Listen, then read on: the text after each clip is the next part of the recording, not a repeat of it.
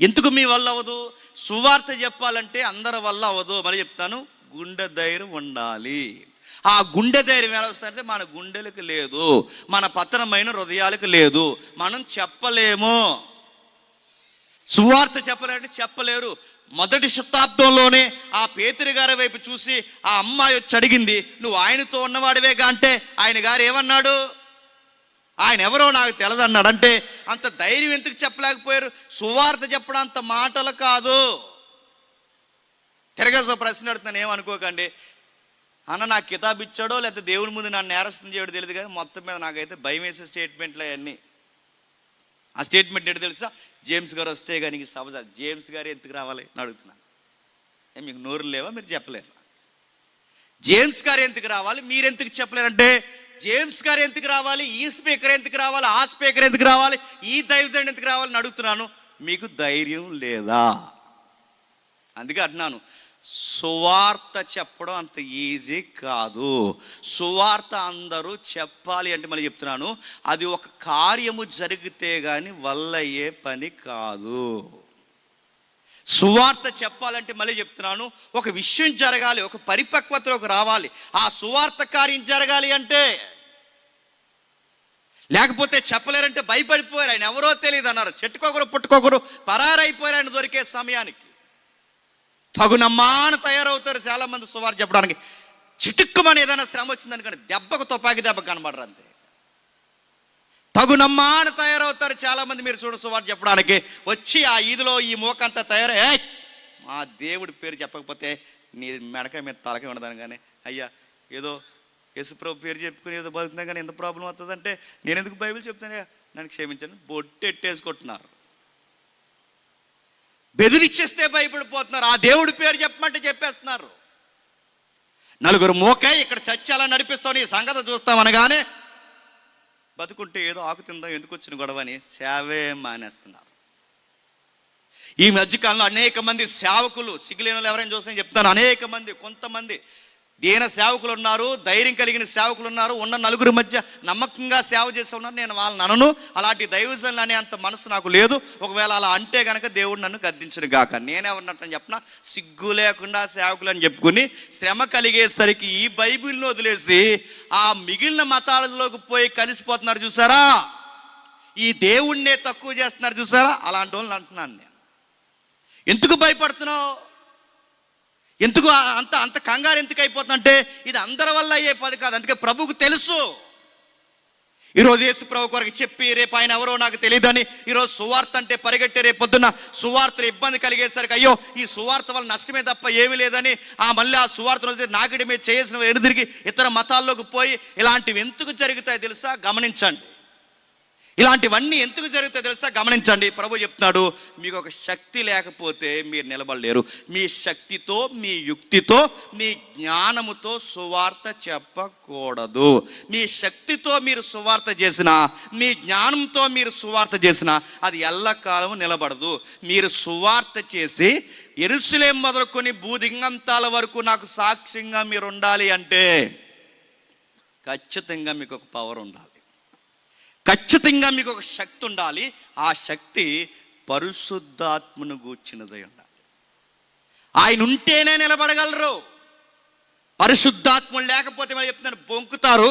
పరిశుద్ధాత్మను పొందుకుంటే ఏమంటారు చెప్పినా, విన్న వాటిని కన్న వాటిని చెప్పకుండా ఉండలేం, నాగిటి మీద చెయ్యేసిన మేము ఎనుదిరిగి చూడకుండా ఉండలేం, చావైనా బ్రతుకైనా క్రీస్తుకే మా జీవితం అంకితమని బలంగా నిలబడతారు. ఎందుకు చెప్పినా, ఆత్మదేవుడు వారిలో ఉండి వాళ్ళు ఏం మాట్లాడాలో వాళ్ళని రేపుతాడు.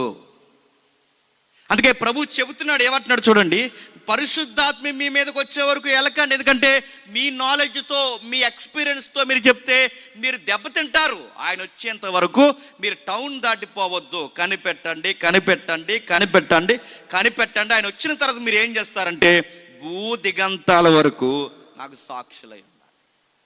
సాక్ష్యం అంటే ఏంటండి? సాక్ష్యం అంటే ఏంటి? సాక్ష్యాలు చెప్తాను చెప్పి జబర్దస్త్ పోయారు చూసారా. సాక్ష్యం అంటే ఏంటండి? నీకోసం చెప్పడం కాదు. సాక్ష్యం అంటే ఏంటండి? సాక్ష్యానికి తాకట్టు పెట్టి రేట్లు కట్టడం కాదు. సాక్ష్యం అంటే ఏంటండి? 70 ముక్కలు నరికేయడు మా ఆయన చెప్పడం కాదు. సాక్ష్యం అంటే ఏంటండి? చీపురు పట్టుకున్న చేయి నొప్పి వచ్చింది, అది కాదు. సాక్ష్యం అంటే ఏంటండి? ఎలకలు ఎక్కువైపోతే 3 పిల్లులు పంపాడు దేవుడు, ఇది కాదు. సాక్ష్యం అంటే ఏంటండి అడుగుతాను. సాక్ష్యం అంటే ఏంటి చెప్పనా? సువార్త చెప్పడమే సాక్ష్యం. అంటే దాని అర్థం ఏంటి? సువార్త. కొన్ని విషయాలను చెప్తావు. యేసుక్రీస్తు వారు పుట్టారు, యేసుక్రీస్తు వారు మరణించారు, యేసుక్రీస్తు వారు తిరిగి లేచారు. ఈ విషయాలు నువ్వు చెప్తున్నప్పుడు ఎవిడెన్స్ అడుగుతారు. ఎవిడెన్స్ సాక్ష్యం అడుగుతారు. దానికి సాక్ష్యం ఏంటంటే అప్పుడు చెప్పు, నేనే సాక్షిని అని. దానికి సాక్ష్యం ఏంటంటే నా తగాదాలని చెప్పడం కాదు సాక్ష్యం. నేను ఎవరిని గూర్చైతే చెబుతున్నానో, నేను ఎవరిని గూర్చైతే మాట్లాడుతున్నానో అవి నిజము. ఇదిగో జాగ్రఫికల్గా సాక్ష్యం, హిస్టారికల్గా సాక్ష్యం, ఇవన్నీ జరిగే అనడానికి వాదించడానికి నేనే సాక్ష్యం. ఈయన్ని పొందుకున్న తర్వాత నా జీవితమే సాక్ష్యం అని నువ్వు సాక్ష్యంగా, సువార్తకి సాక్షిగా నిలబడు. నువ్వు సువార్త గురించి ఎక్కడ చెప్తున్నావు? సువార్త లేదు. ఇప్పుడు నాకు పెళ్ళి అయిన కొత్తలో ఏం జరిగిందండి? ఏం జరిగింది? రెక్కలు చెగిరిపోయి మీ భార్య భర్తలిద్దరూ ఏమైంది? ఇది సాక్ష్యం. సాక్ష్యాలు చెప్తున్నారు. సాక్ష్యాలు చెప్పొద్దు అంటలేదు, గమనించండి. సాక్ష్యాలు చెప్పొద్దని కాదు, సువార్త లేకుండా సాక్ష్యం చెప్పొద్దు. సువార్త లేకుండా సాక్ష్యం చెప్పొద్దు. నీ సాక్ష్యము సువార్తతో ముడిపడి ఉండాలి. సువార్త ఏది? సాక్ష్యాలు చెబితే ఈరోజు అంటున్నాను, ఈ సాక్ష్యాలు ఈరోజు నవ్వులు పోలవుతున్నాయి. ఈ సాక్ష్యాలకి రేట్లు కడుతున్నారు, ఈ సాక్ష్యాలకి రకరకాలు చెప్తున్నారు, ఈ సాక్ష్యాలు ఏవేవో ఎదుగుతున్నారు. సువార్త ఏది? ఈ సాక్ష్యంలో క్రీస్తు కనబడ్డు. సాక్ష్యం ఎవరు కనబడతారు తెలుసా? ఆ సాక్ష్యం చెప్పిన వాళ్ళు కనబడతారు. మనకి వెతికి దిగిన వెంటనే యేసుప్రభు కనబడుతున్నాడా, లేకపోతే ఇంత శ్రమల నుంచి వచ్చిన ఆ వ్యక్తి నీకు కనబడుతున్నాడా? అందుకే ప్రభు చాలా క్లారిటీగా అన్నాడు, మీరు శక్తి నొందుతారు, యెరూషలేము, యూదయ, సమరయ దేశమందల అంతటా భూ దిగంతాల వరకు నాకు సాక్షులయ్యుందురని వారితో చెప్పును. నా కోసం చెప్పండి, నాకు సాక్షులు. మీ సాక్ష్యం మీకు కాదు. చెప్పండి, మీ సాక్ష్యం నాకు సాక్ష్యం, నా గూర్చి సాక్ష్యం చెప్పండి అన్నట్టుగానే ఎదురు చూశారు. ప్రభు మాటకి తలదించారు. సుమారు 120 మంది మరి ఎన్ని రోజులు కనిపెట్టారు ఆ మేడగదిలో? ఎడతెగక ప్రార్థన చేశారు. అందులో చాలామంది స్త్రీలు ఉన్నారు, అందులో చాలామంది పురుషులు ఉన్నారు. 120 మంది కనిపెడుతూ ప్రార్థన చేశారు. 14 వచనంలో వీరితో కూడా కొందరు స్త్రీలు, యేసు తల్లి అయిన మరియ, ఆయన సహోదరులు ఏక మనసుతో ఎడతెగక ప్రార్థన చేస్తుండే స్త్రీలు, పురుషులు అందరూ కలిసి ప్రార్థన. దేని కొరకు ప్రార్థన? దేవుని రాజ్య స్థాపన జరగాలని ప్రార్థన. దేని కొరకు ప్రార్థన? ఆ వాగ్దానము త్వరగా వారి మీదకి రావాలని ప్రార్థన. దేని కొరకు ప్రార్థన? ఏది పాలెత్తలేదని కాదు. దేని కొరకు ప్రార్థన? సెంటు నేల కలిసి రాలేదని కాదు. దేని కొరకు ప్రార్థన? మేము నమ్మిన నజరేయుడైన యేసు మాటలు త్వరలోనే నెరవేరును గాకను ప్రార్థన. ఆయన చెప్పిన వాగ్దానం త్వరగా మా మీదకి దిగాలని ప్రార్థన. ఈ ప్రార్థనల కొరకు వారికి, ఆ ప్రార్థన జవాబుల కొరకు కనబడుతున్నారు. ఎడతెగక మనమే కనుక ఎడతెగక ప్రార్థన చేస్తాం అనుకోండి, మనకు ఫోన్ వస్తే ఏం చేస్తామండి? జస్ట్ 5 minutes బ్రదర్ అంట, వెళ్ళిపోతారు. 5 minutes అడుగుతున్నాను. ఎడతెగక ప్రార్థన. ఇప్పుడు మనం ప్రార్థన చేద్దామని చేయనిచ్చేలా లేదు. ఇది అర్జెంట్ ఫోన్లు, అర్జెంట్ మ్యాటర్లు, అర్జెంట్ అడుగుతున్నాను. ప్రార్థనలే ఎడతెగక ప్రార్థన చేసింది. వీళ్ళ ప్రార్థన చేసింది సువార్త కొరకే, వీళ్ళ సాక్ష్యం చెప్పేది సువార్త కొరకే, వీళ్ళు ఎదురు చూసేది సువార్త కొరకే. మీరు అల్టిమేట్గా చూడండి, సంఘం యొక్క యాటిట్యూడ్ మీరు గమనిస్తున్నారు లేదో? సువార్త కొరకే ప్రార్థన చేస్తున్నారు, సువార్త కొరకే సాక్ష్యం చెప్తున్నారు, సువార్త కొరకే ఎదురు చూస్తున్నారు. సువార్త అంటే సువార్తలో ఏముంది? క్రీస్తు జనన, మరణ, పునరుద్ధానము, మరలా ఒక రోజు వచ్చి వీళ్ళని తీసుకెళ్తాడని ఎదురు చూపాలి. ఇది జరగడానికి, ఇది జరిగిందని చెప్పడానికి, ఈ సువార్త చెప్పడానికి వాళ్ళు ఎదురు చూస్తారు. అంటే వాళ్ళ అల్టిమేట్ గోల్ అంతేడు తెలుసా? సువార్త. ఈరోజు సువార్త లేదు, ఏముంది చెప్పండి? ఆపోజిట్ చెప్పండి, ఏమనుకోకండి, చెప్పండి. సువార్త లేదు, సోది ఎక్కువైపోయినాయి ఏదికలి మీద. వాళ్ళ గురించి చెప్పుకుంటారు, వాళ్ళ పిల్లల గురించి చెప్పుకుంటారు, వాళ్ళ భార్య కోసం చెప్పుకుంటారు, వాళ్ళ ఆయన కోసం చెప్పుకుంటారు, ఎవరు మై కట్టుకుంటే వాళ్ళ కోసం చెప్పుకుంటారు. ఇంకా మేము ఎలా సేవలోకి వచ్చామంటే అలా వచ్చాం అనగానే మీరందరూ ఇలాగ తుడిచేసుకుని ఇలాంటి దేన సేవడం ఇంకా భూమి మీద ఇంకెక్కడ దొరకలేదు మాకు చెప్పండి ఏమంటారు? కిడ్నీ ఇచ్చేయమంటారా అంటారు మీరు. అదే కదా, రకరకాలు నడుతున్నారు. ఏది మీ సెల్ఫ్ ఎక్కువైపోతుంది, మీ సోది ఎక్కువైపోతుంది. సువార్తేది ఎక్కడైతే మళ్ళీ చెప్తున్నానండి, ఏదికి ముఖంగా చెప్తున్నాను, ఎవరికి నచ్చిన నచ్చకపోయినా, ఎందుకంటే మనం సత్యం చెప్తాం కనుక చాలామందికి నచ్చకపోవచ్చు. ఎక్కడ సువార్తలో క్రీస్తు కనుమరుగవుతాడో అక్కడ క్రీస్తుండడు, పరిశుద్ధాత్ముడు ఉండడు. ఎక్కడైతే సువార్త కనుమరుగవుతుందో క్రీస్తు ఉండడో అది సంఘం అవ్వదు, సంత అవుతుంది. జస్ట్ ఏదో ట్రెడిషనల్గా కూడుకుంటున్నారు, వెళ్ళిపోతున్నారు తప్ప అంతకు మించి ఏమీ లేదు. కొన్ని మీటింగ్స్ చూస్తుంటే వేల మంది మీటింగ్స్ వస్తారండి. ఆ వేల మంది మీటింగ్స్లో ఆయన ఏం చెప్తాడంటే ఏం చెప్పడు. ఏదో రెండు ముక్కలు చెప్తాను ట్రై చేస్తాడు. ఈ లోపల ఊపొస్తుంది, పాట వస్తుంది. ఆ పాట పావుగంట ఉంటుంది. ఆ పావుగంట పాడేస్తారు. ఆ పాట పాడిన తర్వాత మీలందుకు పాడుతున్నారు వాళ్ళు ఎలా పాడేస్తారు. ఆ పాడేసిన తర్వాత గట్టిగా మ్యూజిక్ కూడా వేస్తారు. లాస్ట్లో ముగించేస్తారు. దేవుడు మిమ్మల్ని అందరినీ దీవించిన గాక. క్షేమంగా వెళ్ళండి. మిగిలిన కార్యము రేపు మాట్లాడుకుందాం. ఈరోజు ఏం మాట్లాడారు, రేపు మాట్లాడడానికి మాతో సువార్త ఏది? సువార్త లేదు. సాక్ష్యాలలో సువార్త లేదు, సభలలో సువార్త లేదు, సంఘాలలో సువార్త లేదు, ఎక్కడికి పొండి సువార్త లేదు.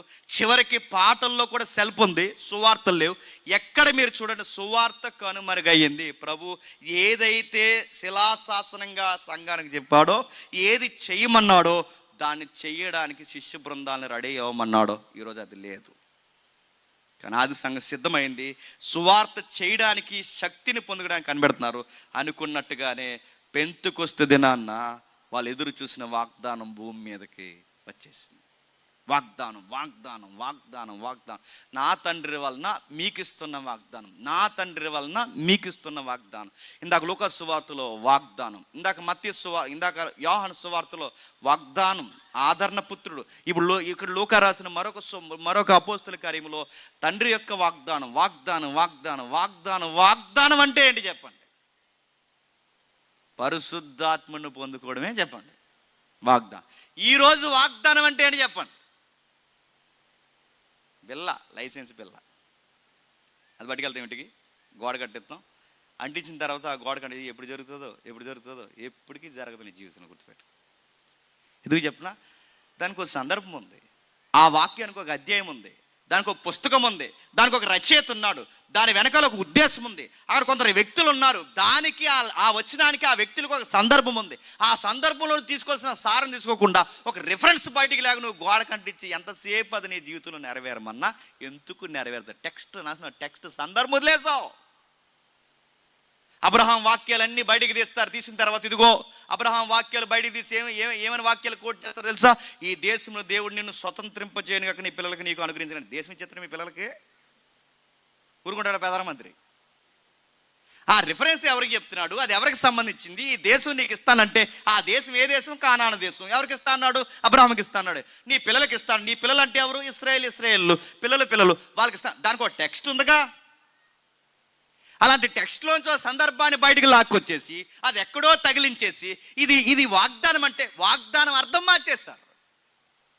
వాగ్దానం, బైబిల్ యొక్క వాగ్దానాల అర్థాలు మార్చేశారు, సాక్ష్యాల అర్థాలు మార్చేశారు, దేవుడి కోసం చెప్పే సువార్త అర్థాలు అన్నీ మార్చేశారు. సత్యం ఈరోజు చెబుతుంటే సత్యం చెప్పే వాళ్ళే అబద్ధ బోధకుల్లా కనబడుతున్నారు, సోది చెప్పే వాళ్ళందరూ చెప్పండి బోధకుల్లా కనబడుతున్నారు. కొన్ని మీరు ఛానల్స్ చూడండి. నేను అనుకుంటానండి, సత్యం చెప్పే బోధకులు చాలామంది ఉన్నారండి సొసైటీలో, చెప్తున్నారు చాలా ప్రాంతాల్లో దేవునికి మహిమ కలగ. ఎందుకంటే అలాంటి సత్యం చెప్పే వాళ్ళు కొంతమంది అయినా ఈ భూమి మీద మన తెలుగు రాష్ట్రాల్లో ఉన్నారు కనుకే ఇంకా భూమి అలా తిరుగుతుంది. అయితే వెనక్కి తిరిగేది ఎప్పుడో. సత్యం చెప్పే వాళ్ళు ఉన్నారు ఎంతో కొంత, కానీ సత్యం చెప్పే వాళ్ళ దగ్గర నలుగురు ఉండరండి. అసత్యం చెప్పేవాళ్ళు, ఆ సోది కార్యక్రమం జరిగించాలి చూసారా, వేల మంది. ఏం చెప్తారంటే ఏం ఉండదండి, ఏం చెప్పరండి. సత్యం లేదు. వాగ్దానాలు అర్థాలు మార్చేశారు, సాక్ష్యాల అర్థాలు మార్చేశారు. కానీ వాగ్దానం అంటే గుర్తుపెట్టుకోండి, ఎప్పుడు మీరు గుర్తుపెట్టుకోండి, వాగ్దానం అన్న దానికి అర్థాలలో ఒక అర్థం, బైబిల్ అర్థాలలో ఒక అర్థం.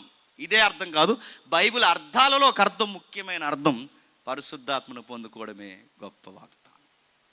ఆ పరిశుద్ధాత్మని వాగ్దానం నెరవేరుతుంది. ఆయన వచ్చాడు, శక్తి నొందారు. వారు ఆకాశం క్రిందనున్న జనములందరూ చూస్తుండగా సుమారు 17 దేశాల వారు వాళ్ళ మధ్యకు వచ్చారు. పెంతెకొస్తు దినాన్న. పెంతెకొస్తు పెంతెకొస్తాను కానీ అలా మూలం ఉంటారు ఆ సంఘం అనుకోకండి. మళ్ళీ ఇదో డినామినేషన్ అయిపోయింది. నేను పెంతెకొస్తులు ఏమంటలేదంటో మళ్ళీ ఇదో గొడవ. పెంతెకొస్తులో ఉన్న వాళ్ళు నాకు స్నేహితులు ఉన్నారు. పెంతెకొస్తాను కానీ మీరు పెంతెకొస్తు సంఘం వైపు చూడకూడదు. పెంతెకొస్తాను కానీ ఫెస్టివల్. హార్వెస్ట్ అంటే వాళ్ళకి పంటలు ఏవైతే పండుతాయో ఆ పంటలు దిగి వచ్చిన కాలాన్ని, ఆ పంటలు దిగి వచ్చిన కాలంలో వాళ్ళు పండగ చేసుకుంటారు. పండగ సుమారు ఒక రోజు తక్కువ 50 రోజులు పండగ చేసుకుంటారు. 50 అనే పదాన్నే పెంటెకోస్ట్ అంటారు. ఆ 50 రోజులు పండగ చేస్తారు. ఆ పండగ టైంలో ఇశ్రాయేలుకి ఒక నీతి ఉంది, ఇశ్రాయేలుకి ఒక ఆజ్ఞ ఉంది, ఇశ్రాయేలుకి ఒక అలవాటు ఉంది, ఇశ్రాయేలుకి ఒక కమాండ్ ఉంది. ఆ కమాండ్ ఏంటంటే ప్రపంచ దేశాల్లో చెదిరిపోయిన ఇశ్రాయేలు అందరూ ముఖ్యమైన పండుగలు ఉంటాయి. అందులో ఒకటి పసక ఒకటి, పెంతెకోస్తు ఒకటి, ఇంకో పండుగ ఉంది. ఈ పండుగలు జరిగే టయానికి ఎక్కడెక్కడున్న వాళ్ళందరూ ఎక్కడ రావాలి? యెరూషలేంకి రావాలి. సరిగ్గా వాళ్ళు యెరూషలేం పండుగ టైంకి వచ్చే టైం కంటే ఈ చెదిరిపోయిన ఇశ్రాయేలు 17 దేశాల నుంచి వచ్చి సరిగ్గా వాళ్ళ ఆ పండుగ టైంకి వచ్చే సమయానికి అదే పండుగ టైంలో ఎవరు దిగారు? పెంతెకొస్తున్నాడు, పరిశుద్ధాత్ముడు దిగారు. అందరూ పండగకు వచ్చారు. లక్షల మంది పండగకు వచ్చారు. ఆ లక్షల మంది సుమారు కొంతమంది 20 లక్షల మంది అంటారు, కొంతమంది 30 లక్షల మంది అంటారు. మొత్తం మీద సంఖ్య ఏదైనా లక్షల మంది అయితే వచ్చారు అక్కడికి. ఆ లక్షల మంది ఆ టౌన్ అంతా నిండిపోయి కిక్కిరిసిపోయారు. ఈ జనాలు అందరూ చూస్తుండగా ఈ 120 మంది, ఈ అందులో 12 మంది అందరూ కలిసి పరిశుద్ధాత్మతో కొత్త భాషలు మాట్లాడుతున్నప్పుడు అందరికీ వింత అయిపోయింది. ఏం మాట్లాడుతున్నారు? కొత్త భాషలు ఏం మాట్లాడుతున్నారు? వాళ్ళు మాట్లాడుతున్న భాషల్లో ఏముంది? మళ్ళీ చెప్పండి. సాక్ష్యంలో ఏముంది? చెప్పాలి. మళ్ళీ మొదలెడతాను, చెప్పలేదని చెప్తున్నాను. సాక్ష్యంలో ఏముంది? వాగ్దానంలో ఏముంది? వాళ్ళ దర్శనాల్లో ఏముంది? వాళ్ళ ప్రార్థనలో ఏముంది? అన్నిట్లో ఏముంది? ఇప్పుడు భాషలు మాట్లాడడంలో కూడా ఏముండాలి? అది ఈరోజు భాషల్లో ఏముంది? అర్థమవుతలేదు. ఆయన ఏదో అంటాడు, మనకు భయం అవుతుంది ప్రశ్నించాలంటే. ఒకసారి తిడుతున్నాడో లేదా ఏమంటున్నాడో పిలుస్తున్నాడో అర్థమవుతలేదు. భాషల మీద మళ్ళీ పెద్ద కాంట్రవర్సీ వదిలేయండి. ఆ రోజు భాషల్లో కూడా సువార్త ఉంది. ప్రజలకు అర్థమయ్యే సరళమైన సువార్త. ఎవరి భాషల్లో వారికి అర్థమయ్యే ఏం చెప్తున్నారట? వారు సువార్త చెప్తున్నారు, మాట్లాడుతున్నారు. అందరూ మాట్లాడుతున్నారు, అందరూ సువార్త చెప్తున్నారు, అందరూ మాట్లాడుతున్నారు, అందరూ సువార్త చెప్తున్నారు. అందరూ భాషలు మాట్లాడారు కానీ కొసమరిపోయింది చెప్పనా? ఒక ఆయన మాత్రం మాతృభాషలో మాట్లాడుతున్నాడు. ఆయన పేరు పీటర్ గారు, పేతురు. అందరూ మాట్లాడారు.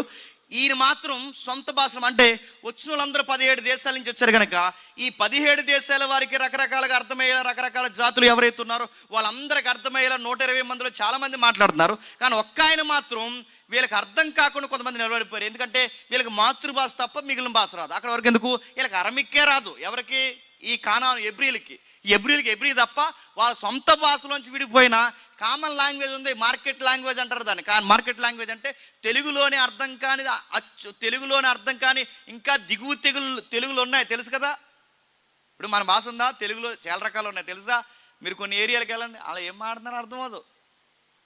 తెలుగే ఎందుకే మాట్లాడేది, కానీ మనకు అర్థమవుతుంది. ఎందుకంటే ఆ భాష దిగే కొలది ఏమవుతుందంటే సరళత తగ్గిపోతుంది. అంటే ఎబ్రీలో నుంచి విడిపోయిన భాష మళ్ళీ అరమిక్కు ఉంది, లేదా అరమిక్కులోంచి కాకపోయినా ఆ ప్రాంతీయంగా కలిసిపోయిన సామాన్యులు మాట్లాడుకునే భాష, అది కూడా వాళ్ళకి అర్థమవుతుంది. అందుకే వాళ్ళతో కలిసిపోయిన భాష వాళ్ళకి అర్థమవట్లేదు, మిగిలిన దేశాల భాష వాళ్ళకి అర్థమవట్లేదు. అందుకే వాళ్ళకి అర్థమయ్యేది ఏముందంటే ఎబ్రీ మాత్రమే అర్థమవుద్ది.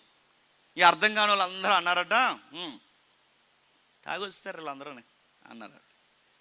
తాగొస్తారు వీళ్ళందరూ తాగేసి మాట్లాడుతున్నారు. అంటే తాగొచ్చేసారన్న సర్టిఫికెట్ వాళ్ళు ఎందుకు ఇచ్చారు చెప్పిన? తాగొచ్చారన్న సర్టిఫికెట్ వాళ్ళు ఎందుకు ఇచ్చారంటే వాళ్ళు తాగొచ్చారన్న సర్టిఫికెట్ అనడానికి వీళ్ళకి అర్థం కావట్లేదు కనుక ఏమన్నారు చెప్పండి?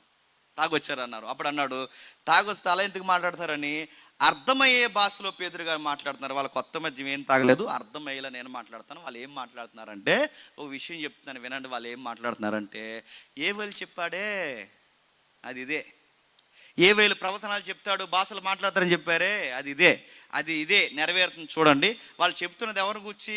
మీరు సిలువేశారే, మీరు సిలువెక్కించారే, ఆయన తిరిగి లేచాడే, ఆ నజరేయుడైన యేసుని మీరు ద్వేషించారే, ఆయన గూర్చే వాళ్ళు మాట్లాడుతున్నారు. అది కూడా నేనే మాట్లాడుతాను, మీకు అర్థం కావట్లేదని ఒక పెద్ద ప్రసంగం చెప్పాడు. ఎవరు? పేతురు గారు. ఆ ప్రసంగం అంతా విన్న తర్వాత 38లో ఏం జరుగుతుందో చూడండి. పేతురు, క్షమించండి 37వ వచనంలో, వారి ఈ మాటలు విని హృదయంలో నొచ్చుకొని, సహోదరులారా మేము ఏమి చేద్దామని పేతురుని అడగా, కడమ అపోస్తులు అడగగా పేతురు, మీరు మారు మనసు పొంది పాప క్షమాపణ నిమిత్తము ప్రతివాడు యేసుక్రీస్తు నామమున బాప్తిజం పొందుడి, అప్పుడు మీరు పరిశుద్ధాత్మను వరము పొందుదురు. ఏమంటున్నాడండి? ఏమంటున్నాడు? మేము ఏ వరమైతే పొందుకున్నామో చెప్పండి, అదే వరాన్ని మీకు ఇస్తాడు. మేము ఏ వాగ్దానం అయితే పొందుకున్నామో అదే వాగ్దానాన్ని దేవుడు మీకు ఇస్తాడు. వాళ్ళు అడిగారట ప్రసంగం అర్థమైన తర్వాత, ఏం చేయమంటారు? ఈ మాటల్లో హృదయంలో నొచ్చుకొని మేము ఏం చేయాలని అడిగినప్పుడు వాళ్ళు అన్నారట, అపోస్తులు వాళ్ళందరూ కలిసి అడగ వాళ్ళు అన్నారట, ఏమన్నారంటే, పాప క్షమాపణ నిమిత్తము ప్రతి వాడు యేసుక్రీస్తు నామమున బాప్తిస్మం. అంటే ఒక ప్రసంగం విన్న తర్వాత విన్న వాళ్ళకి ఏమనిపించాలి తెలుసా? మన దగ్గర ఒప్పుకోకపోయినా ఒక ప్రసంగం విన్న తర్వాత విన్న వాళ్ళకి ఏమనిపించాలంటే, నిజంరా వాక్యానుసారంగా మనం లేవురా అనిపించాలి. వాళ్ళు ఒక ప్రసంగం విన్న తర్వాత సాధారణమైన వ్యక్తికి ఏమనిపించాలి అంటే, నిజమే వాక్యానుసారంగా లేం, నిజమే వాక్య ప్రకారంగా లేం, నిజమే దేవుని దృష్టికి పాపాత్ములుగా ఉన్నామని ఏ శ్రోతలైతే ఒప్పుకుంటారో ఆ ప్రసంగికుడు మంచి ప్రసంగం చేసినట్టు. ఎవరైతే పాపాన్ని గుచ్చి నొప్పి లేకుండా సభల్లో నుంచి సంఘాల్లోంచి వెళ్ళిపోతున్నారో అక్కడ మబ్బి పెట్టే ప్రసంగాలు చెబుతున్నారని అర్థం అండి. ఆ రోజు వాళ్ళు చెప్పిన ప్రసంగాలకి, వాళ్ళు చెప్పిన సాక్ష్యానికి, వారిచ్చిన ఆ యొక్క వాక్య సందేశానికి మారిపోయారు. 3000 మంది మారిపోయి ఏం చేశారు? 3000 మంది మళ్ళీ 31st నైట్కి రండి బడగాన పెట్టుకుందాం అన్నారా? ఏం చేశారు? 3000 మంది మారిపోయిన తర్వాత ఏం చేశారు చెప్పండి? సోమవారం నుంచి శనివారం వరకు మీ ఇష్టం వచ్చినా తిరగండి, ఆదివారం మాత్రం కడిగేసుకోవడానికి రొట్టె ద్రాక్షరసం ఇస్తున్నాం, జాగ్రత్తగా కళ్ళు మూసుకుని, మేము అందరం కళ్ళు మూసుకుని మీరు కూడా కళ్ళు మూసుకుని తీసుకోండి అని రమ్మన్నాడా? మొత్తం ప్యాటర్న్ మారిపోయింది కదండి ఇప్పుడు. ఆ రోజు ఏం చేశారు? 3000 మంది బాప్తిజం పొందిన తర్వాత ఇంచుమించు 41 వచనంలో, కాబట్టి అతని వాక్యం అంగీకరించిన వారు బాప్తిజం పొందిరి, ఆ దినమంతా ఇంచుమించు 3000 మంది చేర్చబడరి. వీరు అపోస్తుల బోధ యందును, సహవాసమందును, రొట్టె విరుచుట యందును, ప్రార్థన చేయటి యందును ఎడతెగక ఉండరి. బాగా వినాలి, నువ్వు వాక్యంలో ఉన్నావంటాను గుర్తు చెప్పనా? సహవాసానికి దూరంగా ఉండకూడదు, రొట్టె కార్యక్రమానికి దూరంగా ఉండకూడదు, బోధలో రోజు రోజుకి నీకు నిపుణత పెరగాలి, సహవాసంలో బలపడాలి, రొట్టె విరిసే కార్యక్రమంలో మిస్ అవ్వకుండా ఖచ్చితంగా పాలు పంపులు పొందాలి. బోధ, సహవాసము, రొట్టె విరుచుట, ప్రార్థన చేయటంటే నువ్వు రెగ్యులర్గా సంఘంతో టచ్లో ఉండాలి. ఉన్నారా? 31st వస్తారు, పండగకు ఒకసారి వస్తారు, 25కి వస్తారు, లేదా సంవత్సరం ఎండింగ్లో వస్తారు, కనబడతారు. అప్పుడు వచ్చి కనబడి సీరియస్కి వెళ్ళిపోతారు. మీరు ఎప్పుడైనా గమనించండి, అప్పటి వరకు చర్చ్ ఖాళీగా ఉంటుంది, కానీ 31st మాత్రం టెంట్లు వస్తాయి, కుర్చీలు వస్తాయి, రకరకాలు వస్తాయి, ఇంకా దేవాలయం సైజు పెరిగిపోతారు. ఎందుకు నడుతున్నాను? ప్రతి వారం వచ్చే భక్తులేగా. ఇప్పుడు ఎందుకు ఇన్ని టెంట్లు వేస్తున్నారంటే, ఇప్పుడు భక్తులు కాదు, ఇంకా భక్తులు, కొత్త భక్తులు వస్తారు. ఆ భక్తులు పాత భక్తులే, కానీ సంవత్సరం ఒకసారి హాయ్ అని చెప్పడానికి వస్తారు. ఎవరికి? దేవునికి. అది సహవాసం కాదు, అది రక్షణ కాదు. మళ్ళీ చెప్తున్నాను, సహవాసంలో లేనివాడు త్వరలోనే ఆరిపోతాడు, రొట్టె విరనవాడు త్వరలోనే లోకంలో కలిసిపోతాడు. బోధ అంటే ఏంటో తెలియని వాడికి గద్దింపు, పాపాన్ని గుర్చిన భయం ఉండదు. బోధ అంటే తెలియని వాడు త్వరలోనే స్వనీతి బోధలో కొట్టుకుపోతాడు. అంతే. ఒక విశ్వాస స్ట్రాంగ్ ఉండాలంటే సూత్రం ఏంటి చెప్పినా, ఎవ్రీడే సత్యం నువ్వు వింటూనే ఉండాలి. ఏదో ఒక మూలన వింటూనే ఉండాలి. వాక్యం వింటూనే ఉండాలి. కొంతమందిని చూస్తే ముచ్చట వస్తుంది. వాళ్ళకి లేచినప్పుడు వాక్యం, వాళ్ళు భోజనం చేస్తున్నప్పుడు వాక్యం, వాళ్ళు నిద్రపోతున్నప్పుడు వాక్యం, వాళ్ళకి దారిలో ప్రయాణాలు చేస్తున్నప్పుడు వాక్యం, వాళ్ళకి ఎప్పుడు వాక్యం, పాటల్లో వాక్యం, వాళ్ళకి రోజుకి ఏదో ఒకటి నేర్చుకోవాలి, వాక్యం. అలాంటి వాళ్ళు ఉన్నారు కొంతమంది. వారానికి ఒకసారి వాక్యం, ఆ వారానికి ఒకసారిలో గంట మాత్రమే వాక్యం. ఆ గంట కానీ పాస్టర్ గారు పొడిగించాడంటే ఆయన మీద ఇంకొక వాక్యం. ఇవాళ ఖాళీగా ఉన్న వాళ్ళు గంట ఎక్కువ చెప్తున్నాడు. ఆయన మీద రకరకాల డైలాగులు, గడియారంకి ఓ లుక్కు, ఆయనకు ఓ లుక్కు. ఎందుకు? మంచి పాస్టర్ గారు మీరు చాలా చర్చిల్లో చూడండి, గడియారాలు నిజానికి ప్రజలు కట్టాలి, కానీ గడియారం ఎవరు కడతారు చెప్పినా? పాస్టర్ గారు కడతారు. అలా వెనక్కి తిరిగి అలా చూస్తారు అనమాట. అలా పాస్టర్ గారు ఏమి చూస్తారు అంటే దాని అర్థం ఏంటంటే అయింది ముగించే త్వరగా అని. ఎంత భయం లేని భక్తులో. ఒకవేళ పొరపాటుని గద్దించాడు అనుకోండి, పాస్టర్ గారు గద్దిస్తే ఇటీవల కాలంలో దరిద్రం ఏంటి చెప్పిన, మనోభావాలు దెబ్బతింటున్నాయి. ఎవరికి? విశ్వాసులకి. మనోభావాలు ఎవరికి? మరి సినిమా కదండి. మరి అందుకని ఏం తింటున్నాయంట? మనోభావాలు దెబ్బతింటున్నాయి. అంటే అనొచ్చు కానండి, మరి అంత అలాగా మీరు చెప్పండి అనేకూడదండి. అలా అంటే సంఘం రాదండి, రాకపోతే పోతారు. రారండి సంఘం అనొచ్చు, మరి అంత గ్రావిటీ తగ్గించాలండి మీరు అన్నారంట. తిట్టకూడదు, కొట్టకూడదు, ఏమనకూడదు, గద్దించకూడదు, ఏమనకూడదు. బొజ్జగించి నువ్వు ఎక్కడే పశువుకి వెళ్ళి వచ్చినా పర్లేదు నాన్న, నువ్వు మాత్రం 10 మంది తెచ్చే అనాలా? నువ్వు ఎక్కడ పొరంబోకు పని చేసినా పర్లేదు నాన్న, నువ్వు మాత్రం సహవాసం మిస్ అవ్వకే, ఆ పొరంబోకు పని చేసి అయిపోయిన ఇలా వచ్చని చెప్పాలా? గద్దిస్తారు, దులిమాడేస్తారు. బోధ అంటేనే బతుకుని బాగు చేయడానికి చెప్పండి మాట్లాడతారు. ఇలా చెబుతారు అనేక విషయాలు. అలా చెబుతున్నారు. సంఘం ఏమైందట? ఇలా చెప్పేకూడదు, బాగా సత్యం చెప్పేకూడదు. అనేక మహత్కార్యాలు, సూసుక్రియలు, ప్రతి వానికి భయము, ప్రతి దినము వాళ్ళ దేవాలయంలో తప్పక కూడుకొనుచు. ఇంటింట రొట్టె, దేవాలయం కూడుకుంటున్నారు, ఇంటింట రొట్టె అంటే వాళ్ళ లవ్ ఫీస్టులు జరుగుతున్నాయి. ఈరోజు మీ ఇంటికి భోజనంగా వస్తాం అనేవారట. సంఘానికి ఉండాలండి మంచిగా. ఈరోజు మేమంతా ఫ్యామిలీతో, కుటుంబాలతో మీ ఇంటికి వస్తున్నాం, మీ ఇంట్లో కొంచెంసేపు గడుపుతాం. ఆ రోజుల్లో ఫస్ట్ సెంచరీ హిస్టరీ చెప్తున్నాను. ఆ రోజుల్లో సంఘం అంతా ఇంటికి వెళ్ళిపోయానుకుంటే భోజనం పెడితే ఇంకా రోడ్డు మీద వచ్చేస్తారు వాళ్ళు. అందుకే ఇప్పుడు మీరు మనందరం సంఘం అనుకోండి, ఇప్పుడు 300 మంది ఎంతమంది ఉన్నాం, మనందరం సంఘం అనుకోండి, మనందరం కలిసి వాళ్ళ ఇంటికి భోజనం, ఇప్పుడు సిటీవారి ఇంటికి భోజనం వెళ్ళిపోయాం అనుకోండి, గదేమేడమే తర్వాత రోజు. అంతే కదండి. మీ అందరు కలిసి మా ఇంటికి వచ్చారనుకోండి, టిఫిన్కి అయిపోతుంది నాకు ఇంకా సోకంతా. మరి అలా ఆ రోజులట ఒక ట్రెండ్ ఉండేదట. ఆ రోజులు ఏంటంటే అందరూ పేదరికంలో క్రైస్తవం కనుక ఏం చేశారంటే ఎవరి క్యారేజీలు పట్టుకుని ఇది ఒక చరిత్ర ఉంది. నాడు సాంప్రదాయంగా మాట్లాడుకుంటారు. అదే నేను చెప్తున్నాను. ఎవరి క్యారేజీలు ఎవరి భోజనాలు తెచ్చుకుని అందరూ చిట్టుబాబు ఇంటికి వెళ్ళి అక్కడ క్యారేజీలో మనం తింటున్నాం చూస్తారా, ఈ క్యారేజ్ వాళ్ళ క్యారేజ్ ఏలో పెంచుకుని, ఈ కర్రీ వాళ్ళు వేసుకోండి సిస్టర్ గారు, వేసుకోండి బ్రదర్ గారు అని ఇలా ప్రేమ విందులు జరిగినప్పుడు వాళ్ళ మధ్య ఇంకా ప్రేమ చెప్పండి పెరిగేదట. ఇలా ప్రేమ విందులు జరిగేవి. చక్కగా కలిసి ఉండేవారు. ప్రభురాత్రి భోజనంలో కలిసి ఉండేవారు, ప్రేమ విందుల్లో కలిసి ఉండేవారు. అక్కడ మాట చూడండి, ఆనందముతో ఉండేవారు. ఈ భూమి మీద ఎప్పటికీ కొనలేదేంటి చెప్పనా? ఈ భూమి మీద ఎప్పటికీ డబ్బుతో కొనలేదు ఏంటి చెప్పనా? దేవుళ్ళు ఉండే ఆనందాన్ని ఎప్పుడు డబ్బుతో కొనలేము, గుర్తుపెట్టుకోండి. ఈరోజు కోట్ల రూపాయలు ఉన్న మనశ్శాంతి లేని వాళ్ళు ఉన్నారు. మీరు చూడండి, ఎకరాలు ఉన్న మనశ్శాంతి లేని వాళ్ళు ఉన్నారు. ఎందుకంటే వాళ్ళ పీస్ఫుల్ లైఫ్ ఎదుగుతున్నారు. వాళ్ళు మనశ్శాంతి ఎక్కడ దొరుకుతుంది? అందుకే డ్రింక్ చేస్తుంటారు, వ్యభిచారాలు చేస్తుంటారు, నైట్ క్లబ్బులకు పోతుంటారు, ఎక్కడెక్కడో వాళ్ళ మనశ్శాంతి ఎదుర్కొంటారు. ఎక్కడైనా దూరంగా పోయి కొన్ని రోజులు ఉండి వద్దామని, ఎందుకంటే మనశ్శాంతి కావాలి. కానీ అన్నిటికన్నా గొప్ప ఆనందం ఎక్కడ ఉంటుంది చెప్పిన? ఆ దేవుడు, ఆ సహవాసం, ఆ వాక్యము, ఆ రొట్టె విరచడం, ఆత్మీయులతో మాట్లాడుకోవడం, సరదాగా వాళ్ళతో కొన్ని విషయాలు పంచుకోవడం, ఇదంతా ఒక గొప్ప ఆనందం అంది. ఇది అనిపించడం తప్ప ఎవరికి అర్థమవుతుందండి. అలాంటి ఆనందం అంతా వాళ్ళు కలిగి ఉన్నారట. ఆనందంతోనూ నిష్కాపటమైన హృదయముతోనూ ఆహారము పుచ్చుకొనిచుండి. ఎవరికి కూడా చూడండి ఆ పగలు, ప్రతీకారాలు, అసూయలు లేవట. ఆ సరిగ్గా ఎక్కడ లేవంటే భోజనాల దగ్గర లేవంట. నిష్కాపటమైన హృదయంతో ఆహారం పుచ్చుకొనొచ్చు అంటే ఆహారాల దగ్గర గొడవలు వచ్చేస్తాయంటే ఎందుకు రావు? ఇలాగే మేమందరం ఇది బాగుందని చెప్పి మేము తొలినాళ్ళలో సువార్తకి వెళ్ళినప్పుడు మేము అందరం క్యారేజీలు ఎవరి క్యారేజ్ పట్టుకుని వెళ్తే కొంతమంది ఉండేవారు, ఆడుకూర ఏంటి ఈడుకూర ఏంటి అని చూసేవారు. చూసిన తర్వాత ఏం చేశారంటే ప్రతిసారి ఒక పెద్ద ఆయన ఈ గుడ్లు కూర తెచ్చేవాడు. సరిగ్గా ప్రార్థన చేసే టైంలో ఎవడొకటి ఏం చేసినా గుడ్డు తీసేవారు. ఆ గుడ్డు తీసేస్తే నీకు బాధ అయిపోయి ఏం చేశాడంటే ఈసారి గుడ్డు కళ్ళు మూసుకుని లోపల తీసేస్తున్నారు కనుక గుడ్డు మీద వేలెట్టి ప్రార్థన చేసేవాడు. చికెన్ తెస్తే చికెన్ మొక్క మీద ఎట్టి ప్రార్థన చేసేవాడు. ఆ రోజుల్లో అలా లేరట. వాళ్ళు ఏం చేస్తారు చెప్పనా? నీకు నువ్వు తింటావు ఈరోజు, ఇదిగో నువ్వు వేసుకో, నువ్వు తిను.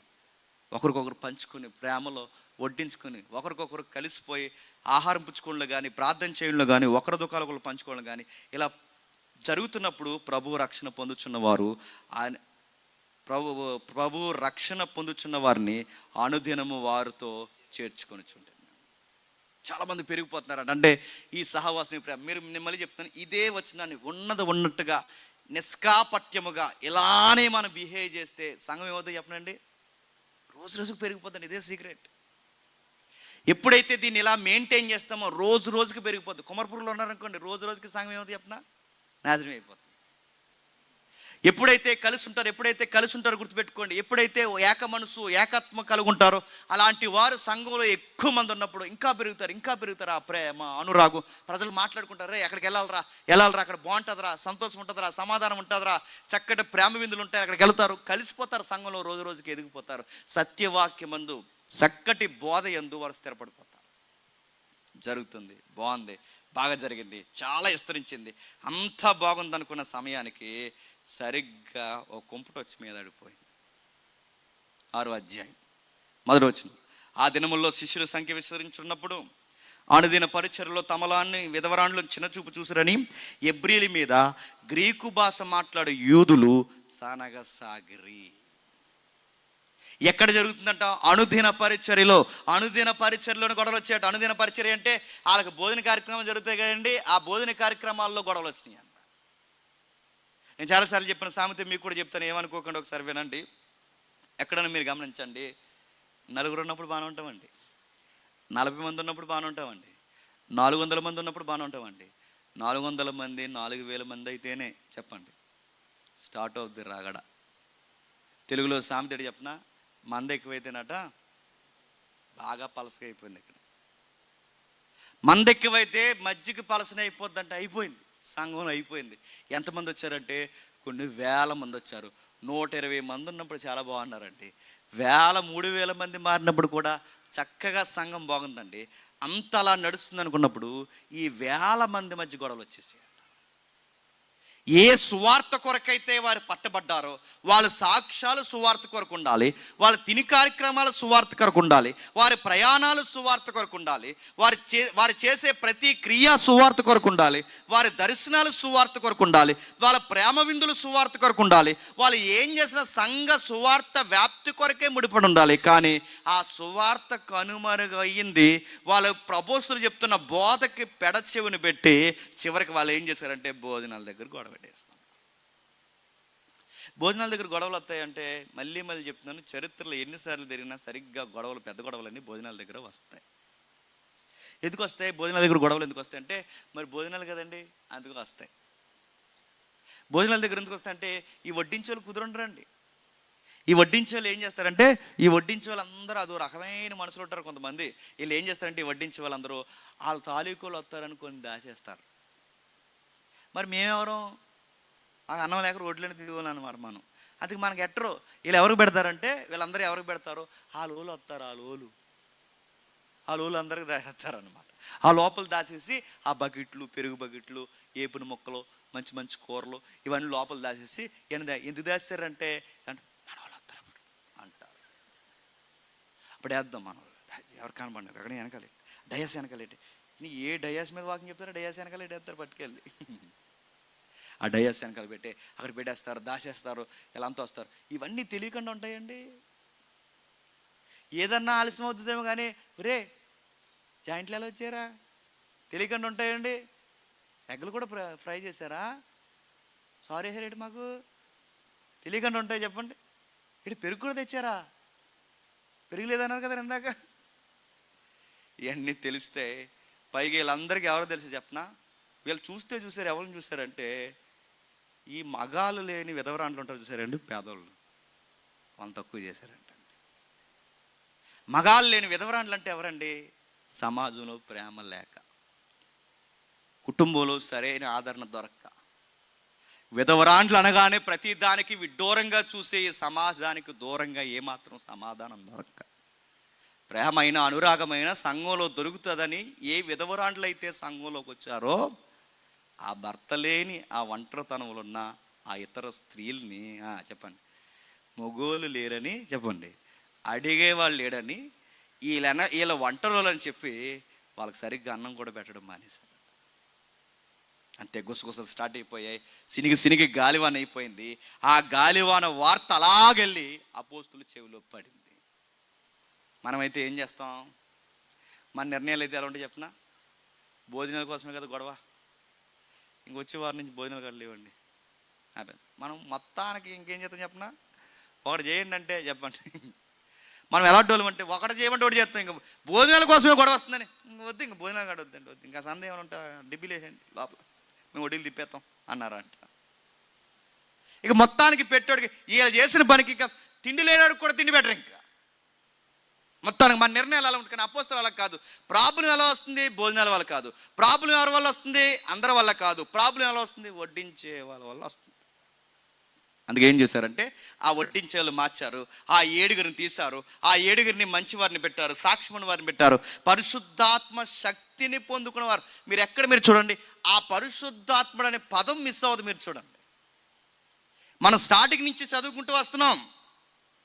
మీకు ధైర్యం కావడానికి అదిగో పరిశుద్ధాత్ముడు వస్తాడు, మీకు సువార్త చెప్పడానికి పరిశుద్ధాత్ముడు వస్తాడు, మీరు సాక్ష్యంగా నిలబడడానికి పరిశుద్ధాత్ముడు వస్తాడు. ఇప్పుడు పరిచర్య చేయడానికి కూడా ఎవరు కావాలట? పరిశుద్ధాత్ముడు వస్తాడు. పరిశుద్ధాత్ముడు పరిశుద్ధాత్ముడు పరిశుద్ధాత్ముడు అంటే ఏ క్రియ జరగాలన్నా పరిశుద్ధాత్ముడు ఉండాలి. మీరు పాత నిబంధన చదివే అలవాటు మీకుంటే మోసే గుడారం వేయడానికి కూడా పరిశుద్ధాత్మ శక్తి కలిగి నిపుణత, అంటే నగిసి పని చేయగలిగిన వారు ఎవరైతే ఉన్నారో, ఆత్మ చేత నగిసి పని చేయగలిగిన వారు ఎవరైతే ఉన్నారో వాళ్ళని గుడారం పనులు చేయడానికి ఎంపిక చేశాడు. మీరు ఇంటికి వెళ్తున్నారు, చదవండి. నగిసి పని అంటే వర్క్లో నెంబర్ 1 వర్క్ చేస్తారనమాట. అలాంటి వర్క్ చేయాలంటే ఎవరు ఉండాలట? వర్క్ చేయడానికి కూడా ఆత్మ ఉండాలట. వివేచన చెప్పడానికి కాదంటే పాత నిబంధన కాలం నుంచి దేవుని యొక్క గంభీరమైన క్రియలు జరగాలి అంటే ఆ క్రియ చేసేవాడికి ఎవరు ఉండాలి చెప్పండి? పరిశుద్ధాత్ముడు ఉండాలంటే. అందుకే అలాంటి పరిశుద్ధాత్మను ఎంపిక చేశారు. ఆ పరిశుద్ధాత్మను పొందుకున్నారు.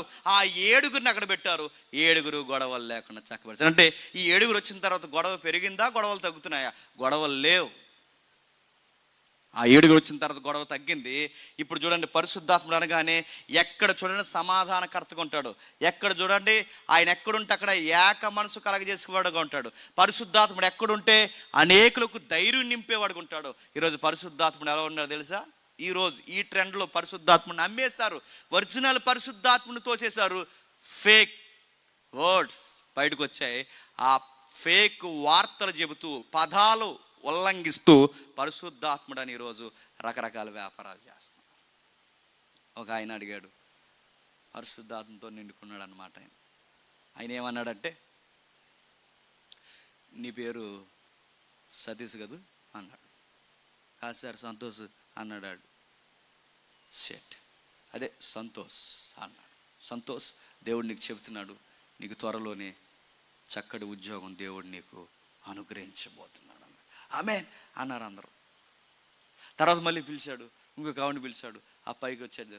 ఎక్కడి నుంచి వచ్చావు అన్నాడు. అక్కడి నుంచి వచ్చాను. ఎల్లు అన్నాడు. వెళ్ళనంది. ఏం పేరు నీ పేరు? దుర్గమ్మ అంది. పో అన్నాడు. పోనంది. పో అన్నాడు. పోనంది. ఏ పో అన్నాడు. పోనంది. పోతలేదు. నేను ఎలా పోయాడు మీరు చూసారు లేదు? అలా పోయేవాడు పోక అక్కడి నుంచి మళ్ళీ ఒక స్టైల్, పో అన్నాడు. అలా టపకమని పడిపోయింది ఆవిడ. ఈరోజు పరిశుద్ధాత్మ అంటే ఏంటి తెలుసా? పరిశుద్ధాత్మ అంటే చూడు, బయట వాళ్ళు నవ్వుకొని ఎలా చేస్తారు. పరిశుద్ధాత్ముడు అంటే బాగా వినండి, సమాధానపరుస్తాడు, అల్లరి లేకుండా చూస్తాడు. పరిశుద్ధాత్ముడు అంటే ఏంటి తెలుసా? అబద్ధాలు ఆడు, సంతోషు చెప్పండి, సతీసు అండవు. పరిశుద్ధాత్ముడు అంటే ఎలాంటి పనులు చేయడు. పరిశుద్ధాత్ముడు పనికి రాని వారిని కూడా పనులను చేస్తాడు.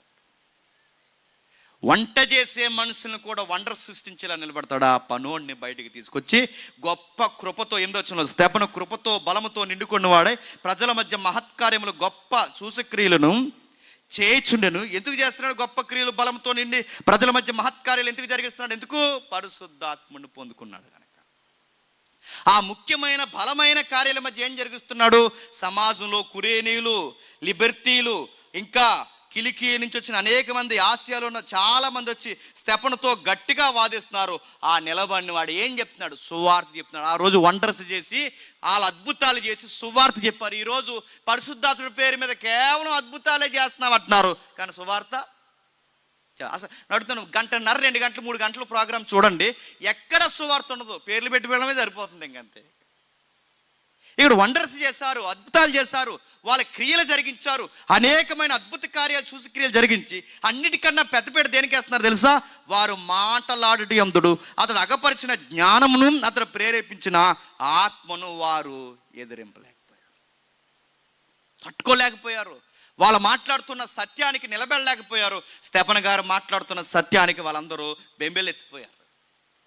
అంతే, సువార్త జరిగింది. స్తెఫను ప్రసంగం అంతా మనకి 7వ అధ్యాయం కనబడుతుంది. ఇలా జరుగుతుండగా సంఘం మీద దేవుడు ఒక కన్నేశాడు. వీళ్ళకి ఏమైంది తెలుసా? ఇలా కుదురుకుంటే ఏం చేస్తున్నారంటే గొడవలు పెట్టుకుంటున్నారు. ఇలా కుదురుకుంటే ఏం చేస్తున్నారంటే భోజనాల దగ్గర డిస్కషన్ వస్తున్నాయి. అందుకే దేవుడు ఏం చేశాడంటే కొన్నిసార్లు కావాలనే కొన్ని ఇబ్బందుల్ని మనలోనికి దేవుడు ఆహ్వానించాడు. ఎందుకు? 120 మంది ఉన్నప్పుడు బాగానే ఉన్నారు, 120 మంది 3000 అయినప్పుడు కొంచెం బాగానే ఉన్నారు. ఆ సంఖ్య పెరిగిన తర్వాత ఇలా గొడవలు వచ్చాయిగా, దేవుడు ఒక నిర్ణయానికి వచ్చాడు. కలిసి ఉంటే వీళ్ళు గొడవలు పెట్టుకుంటున్నారు కనుక చెప్పండి, వీళ్ళు ఎవరైతే గొడవలు పెట్టుకుంటున్నారో టీములకి వీళ్ళు మొక్క సెక్కలు చేసి చెదరగొట్టి పాడేశాడు. మీకు సూత్రం చెప్పనా, ఈ మధ్య తెలుగు రాష్ట్రాల్లో గొడవలు ఎక్కువైపోతున్నాయి ఒకరి సంఘం మీద. ఎందుకంటే ఈదికి 70 సంఘాలు ఎక్కువైపోయినాయి. ఈదికి 70 సంఘాలు అయిపోయి ఏం చేస్తున్నారంటే ఒకరి మీద ఒకరు గొడవ పెట్టుకుంటున్నారు. మళ్ళీ ఐక్యత రావాలంటే సూత్రం ఏంటి చెప్పిన, ఆడిని మనల్ని కలిపి కూడా ఏవాడు ఒకడు పైనుంచి రావాలండి. అప్పుడు గొప్ప ఐక్యత అవుతుంది తెలుసా. ఎప్పుడు లేడు దాళ్ళు ఈ మధ్య మన తెలుగు రాష్ట్రాల్లో పెరుగుతున్నాయంటే కారణం ఏంటి చెప్పిన, ఇండైరెక్ట్ మీనింగ్ ఏంటి చెప్పిన, మనలో చెప్పండి ఐక్యత రావాలి. మనలో ఐక్యత రావాలి. ఎందుకంటే మనకు విలువ తెలియట్లేదు, సత్యం విలువ. మనకు సత్యం విలువ అర్థం కావట్లేదు, మనకు రక్షణ విలువ అర్థం కావట్లేదు. మన బాధ్యత, మన విజన్ ఏంటో మర్చిపోయాం. యేసుని గురించి చెప్పడం మర్చిపోయాం. ఎకరాలు పోగేసుకోవడం నేర్చుకున్నాం. యేసుని గురించి చెప్పడం మానేసాం. మినిస్ట్రీ పేర్లు గొప్ప చేసుకోవడం మొదలుపెట్టాం. యేసుని గురించి చెప్పడం మానేసాం. మన పోజులు, మన సోదులు చెప్పుకోవడం ఎక్కువైపోయాం. యేసుని గురించి చెప్పడం మానేసాం. మన ఫ్యామిలీ బ్యాక్గ్రౌండ్ ముందెట్టుకోవడం మొదలెట్టాం. అందుకే ఇలాంటివన్నీ బద్ధకాలన్నీ వదిలిపోవాలి అంటే మరలా మనకు వ్యతిరేకమైన ప్రభుత్వాలే రావాలి, మనకు వ్యతిరేకమైన మంత్రులే గెలవాలి, మనకు వ్యతిరేకమైన సెంట్రల్ మినిస్టర్లే నిలబడాలి, వాళ్ళ గొప్ప శాసనాలు చేయాలి. ఏమైనా శాసనం చేయాలంటే లైవ్ వెళ్తుంది, నాకు భయం లేకుండా చెప్తున్నాను. ఏమైనా శాసనం చేయాలంటే ఒక భార్య భర్తని గవర్నమెంట్ సర్టిఫికేట్ ప్రకారం ధృవీకరణ చేసుకోవాలి అంటే ఇప్పుడు నా వైపుకి నా ఇంటి పేరు రావాలంటేనంట నా భార్య హిందూ అని రాయిస్తే కానీ నా భార్య ఇంటి పేరు మారదంట. చూసారు అంటే ఇంత పక్షపాతం. అంటే ఇలాంటి పక్షపాత వైఖరులు అంటే ఎందుకు వస్తాయి తెలుసా. ఇప్పుడు ఎవరు గట్టికాయలో చెప్పండి, ఎవరు పొల్లికాయలో తేలిపోవాలంటే దేవుడు ఏం చేస్తాడు తెలుసా, ఈ బద్ధకరత్తలను కొన్నిసార్లు గుర్తుపెట్టుకోండి, రుద్దేయడానికి దేవుడు ఈ బద్ధకరత్తల్ని అప్పగించాడు. ఏం జరిగింది? 8వ అధ్యాయం. ఆ కాలమందు యెరూషలేము సంఘంలో గొప్ప హింస కలిగను. అపోస్తలులు తప్ప అందరూ యూదయ సమయ దేశమందు అంతటా చెదిరిపోయి భక్తి గల మనుష్యులు స్తెఫనును సమాధి చేసి అతను గూర్చి బహుగా ప్రాలాపించారు. 7వ అధ్యాయంలో గొప్ప ప్రసంగం చేసిన ఆ నోరుని ఏం చేశారు? నొక్కేశారు. గొప్ప ఉద్యోగ ప్రసంగం చేస్తున్న ఆ స్తెఫను ఏం చేశారు? రాళ్ళు ఇచ్చి కొట్టి చంపేశారు. సత్యం చెబుతున్న ఆ యొక్క చక్కటి ఆ ఉజ్జీవ ప్రసంగికుని ఏం చేశారు? లేకుండా చేసేసారు. రాళ్ళు ఇచ్చి కొట్టి చంపేశారు. భయంకరంగా ఆయన చిదివేశారు. ఆ చిదివేస్తున్నప్పుడు దేవుడే వాళ్ళకి పర్మిషన్ ఇచ్చాడు. స్తెఫను చనిపోవడానికి దేవుడు వాళ్ళని వదిలేశాడు. సింహాల బోన్ నుండి దానియేలుని కాపాడిన దేవుడు ఎవరిని కాపాడలేదు తెలుసా? చెప్పండి, స్తెఫనుని కాపాడలేదు. ఎర్ర సముద్రాన్ని పాయలు చేసిన దేవుడు ఆ వచ్చిన గుంపుల్ని పాయలు చేయలేదు. ఎరుకోగోళ్ళ పడగొట్టిన దేవుడు ఆ కిలికియని వచ్చిన ఆ మందమద్దులైన ఆ మతోన్మాదుల్ని ఏం అనలేదు. ఎందుకు ఏం అనలేదంటే కారణం, దేవుడు స్తెఫను మరణాన్ని కోరుకున్నాడు. స్తెఫను మరణాన్ని ఎందుకు కోరుకున్నాడు? పెద్ద ఇంటర్నల్ సబ్జెక్టు. స్తెఫను మరణాన్ని ఎందుకు కోరుకున్నాడంటే అక్కడ ఒక మనిషి కళ్ళారా చూడాలా సాగు. స్తెఫను మరణాన్ని ఎందుకు కోరుకున్నాడంటే కొందరు వ్యక్తుల మదిలో స్తెఫను మరణం ముద్రింపబడాలి. స్తెఫను మరణించాడు. భక్తి గల మనుషులు వెళ్ళారు, సమాధి చేశారు. ఆ సమాధి చేసి ప్రాలాపించారు. ఇలా సమాధి చేసి ఇంకా సమాధి ఆరకుండానే ఇంకొక ఆయన అందరిలోకి వచ్చి దూరేస్తున్నాడు. ఆయన పేరు చెప్పండి, సౌలు. స్తెఫను భాగం గవర్నమెంట్ తిరగబడుతుంది. గొప్ప హింస కలిగింది. ఆ హింస అయిందనగానే ఈ ప్రభుత్వాలు లేదా ఈ మత శాఖలు తిరగబడ్డాయి అనగానే అమ్మయ్య స్తెఫను చనిపోయి పర్వాలేదులే, కొంచెం ఎక్కడి నుంచైనా సమాధానంగా ఉందాం అనుకునే సమయానికి ఎక్కడెక్కడ ప్రార్థన జరుగుతున్నాయి అక్కడక్కడ మళ్ళీ ఒక ఆయన ఎగేసుకొచ్చేస్తున్నాడు. ఆయన పేరు సౌలు. ఆ మనిషికి స్త్రీలను లేదు, పురుషులను లేదు, ఈడ్చుకుని పోతున్నాడు. ఎక్కడికక్కడే సెరసాల్లో, అరెస్టులో, కేసులు, రకరకాల సంఘాన్ని పాడు చేస్తున్నాడు. అతని జీవిత లక్ష్యం ఎక్కడ సంఘం ఉంటే అక్కడ సంఘం పాడు చేయడమే ఆయన సేవ. ఎక్కడ సేవ చేస్తుంటే వాళ్ళ మీద కేసులు పెట్టడమే ఆయన సేవ. సెరసాల్లో ఏంచడమే ఆయన సేవ. ఇది గొప్ప సేవగా చేస్తున్నాడు. ఈ సేవ చేస్తున్నప్పుడు నలిపేశారు. ఎంతమందిని తరిమేశాడు. రకరకాల విషయాలకి చెదరగొట్టేశాడు. ప్రభు అయిన యేసుక్రీస్తు వారు ఆ మనిషికి ఎదురడిపోయాడు. ఎక్కడికి వెళ్తున్నావు అని అడిగారు. పలానా ప్రభువా మీరెవరు అని అడిగారు. నువ్వు హింసించుచున్న యేసుని నేనే. ఏ వ్యక్తి అయితే సంఘాన్ని హింసిస్తున్నాడో ఆ వ్యక్తికి యేసు ప్రభువు ఎదురు పడిపోయిన తర్వాత ఆ ఎదురు పడితే ఆ సౌలు అన్నాడు, నువ్వు ఎవరు ప్రభు అని అడిగితే నువ్వు హింసించుచున్న యేసుని అనగానే, ప్రభువా నన్ను క్షమించు, ఇప్పుడు నన్ను ఏం చేయమంటావని ఆ వ్యక్తి మారిపోయాడు. సంఘం అనుకుంది, అమ్మయ్య సౌలు పౌలుగా మారిపోయాడు అనుకునే సమయానికి ఒక చెడ్డ వార్త యాకోబును పట్టుకొని తలకాయ నరికేయడానికి సిద్ధమైపోయారు. శ్రమలు పెరిగాయంటే ఇంకా పెరిగిపోయాయి, ప్రభుత్వాల నుంచి పెరిగిపోయాయి, మత శాఖల నుంచి పెరిగిపోయాయి, రకరకాల విషయాల నుంచి పెరిగిపోతున్నాయి. ఇలాంటి శ్రమలు రోజు రోజుకి పెరిగిపోయే పరిస్థితుల్లో ఈ ఉక్కిరి బిక్కిరి మధ్య, అంటే శ్రమల గుండా పరిస్థితులు కూడా నడుస్తున్నాయి. భవిష్యత్తులో యాకోబు నరికేయబోతున్నారు. ఈ భవిష్యత్తులో యాకోబు నరికేయబోయే ఆ పరిస్థితికి ముందు, స్టెఫను సావుకు మధ్యలో ఈ పరిస్థితికి ముందు, ఈ రెండింటి మధ్య ఈ 3,000-4,000 మంది సంఘం ముక్కలుగా ఆ ప్రాంతాలకి చెదిరిపోయారు. చెదిరిపోయారు. కానీ ఈ చెదిరిపోయిన వాళ్ళకి మాత్రం ఒక మంచి యాటిట్యూడ్ ఉంది. ఎక్కడికి పోయినా ఆ నేర్చుకున్న 4 మొక్కలు చెప్పండి చెబుతుంటారు. సంఘానికి ఉండాల్సిన మంచి గుణం ఏంటి చెప్పిన, ఎన్ని గొడవలు ఎలాగున్నా చెప్పండి సువార్త చెప్పాలి. మనం ఎన్ని గొడవలు ఎలాగున్నా సువార్త చెప్పం. ఏం చెప్పుకుంటాం చెప్పండి, గొడవలు చెప్పుకుంటాం. ఇంకా అప్పారావు గారు ఇలాగ అన్నారంట తెలుసా, అలా అంటాడు అప్పారావు. అసలు అప్పారావు కోసం పొల్లమ్మ కోసం చెప్పుకుంటాం. సువార్త మానంతో ఏం చెప్పుకుంటాం చెప్పండి, గొడవలు చెప్పుకుంటాం. వాళ్ళు ఏం చేశారంటే గొడవలే, కానీ ఏం చెప్పారు చెప్పండి, సువార్త చెప్పారు. చెదిరిపోయిన వాళ్ళందరూ పట్ట చేత పెట్టుకుని సువార్త చెప్పడానికి వెళ్ళిపోయారు. 11:19 స్టెఫను విషయమై కలిగిన శ్రమను బట్టి చెదిరిపోయిన వారు యూదులకు తప్ప మరి ఎవరికి నీ వాక్యం బోధింపక పెనీకే, కుప్ర, అంతియోకియ ప్రదేశముల వరకు సంచరించిరి.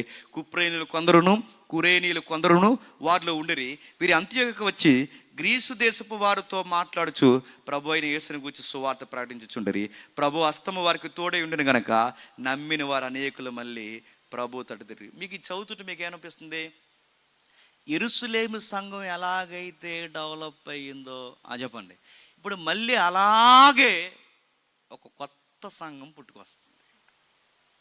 కొత్త సంఘాలు ఎలా పుట్టుకొస్తాయి, ఉన్న సంఘాల్లో లేకపోతే చెప్పండి, ఇందులో మొక్కలే చెప్పండి కొత్త సంఘాలుగా పుట్టుకొస్తాయి. అండానికి గుర్తేడు చెప్పిన, ఈ చెదిరిపోయిన వాళ్ళు ఎందుకు చెదిరిపోయారు, గొడవలు పెట్టుకుని కుదురు లేకుండా వీళ్ళు ఒకరి మీద ఒకరు ఎద్దేవ చేసుకుంటే వీళ్ళకి బాధ్యత లేదు కనుక దేవుడు ఏం చేశాడు, చెదరగొట్టి పాడేశాడు.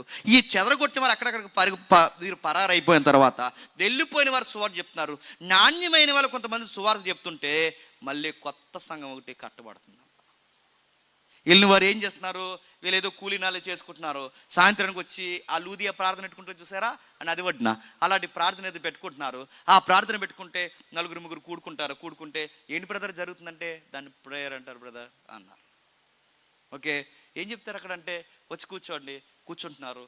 అరే బలం ఉంది, చాలా వాదార్పు ఉంది, ఏంటి దేవుడు ఎంతగా మన కొరకు బలయ్యాడంటే అవునండి, ఇతను వెళ్ళి ఇంకో ఇద్దరిని తీసుకొస్తున్నాడు. ఇలా ఒకరికొకరు వచ్చి వాదార్పు పొందుతున్నారు. ఇందులో ఇలా కొంతమంది జాయిన్ అయిపోయారు. ఎంతమంది అంటే ఫెనీకే, కుప్ర, అంతియోకియా, కురేనియా, ఇంకా గ్రీసు దేశం మాట్లాడేవారు చాలామంది.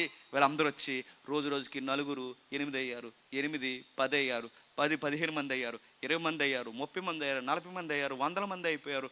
ఉన్న పాటున చిన్న కూడుకులు కాస్త ఒక పెద్ద సంఘం అంతా కూడికైపోయింది. ఈ వార్త 12 మంది చెవిలో పడ్డాయి. బ్రదర్ అక్కడ చాలామంది సంఘంగా కూడుకుంటున్నారట, మనం 12 మంది ఎక్కడున్నాం, కాపర్ లేని గొర్రెల వలె ఉన్నారు, వాళ్ళకు ఒక కాపర్ కావాలి, మనలో ఎవరిని పంపిద్దాం అని వాళ్ళు డిస్కషన్ పెట్టుకున్నారు. ఎవరిని పంపిద్దామంటే నమ్మకస్తుడు ఎవరున్నారు, బర్నబాను పంపిద్దాం అన్నారు. బర్నబా అంటేనే నమ్మకస్తుడు, బర్నబా అంటేనే ఆదరణపుత్రుడు. బర్నబాకున్న గొప్ప గుణం ఏంటంటే ఎక్కడికి వెళ్ళినా పులలు పెట్టడు. ఎక్కడికి వెళ్ళినా బర్నబా ఏం చేస్తాడంటే పోయే వాళ్ళని కూడా చెప్పండి తీసుకుని వస్తాడు. అందుకే ఆయన పేరే ఆదరణపుత్రుడు.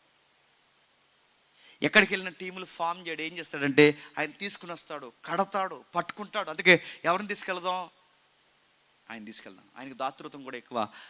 ఆయన భూమిని రాసి ఇచ్చేసాడు సంఘానికి. ఎవరికి, సంఘానికి తమ భూమిని, అంటే ఆయన పొలాన్ని సంఘానికి ఇచ్చేసాడట.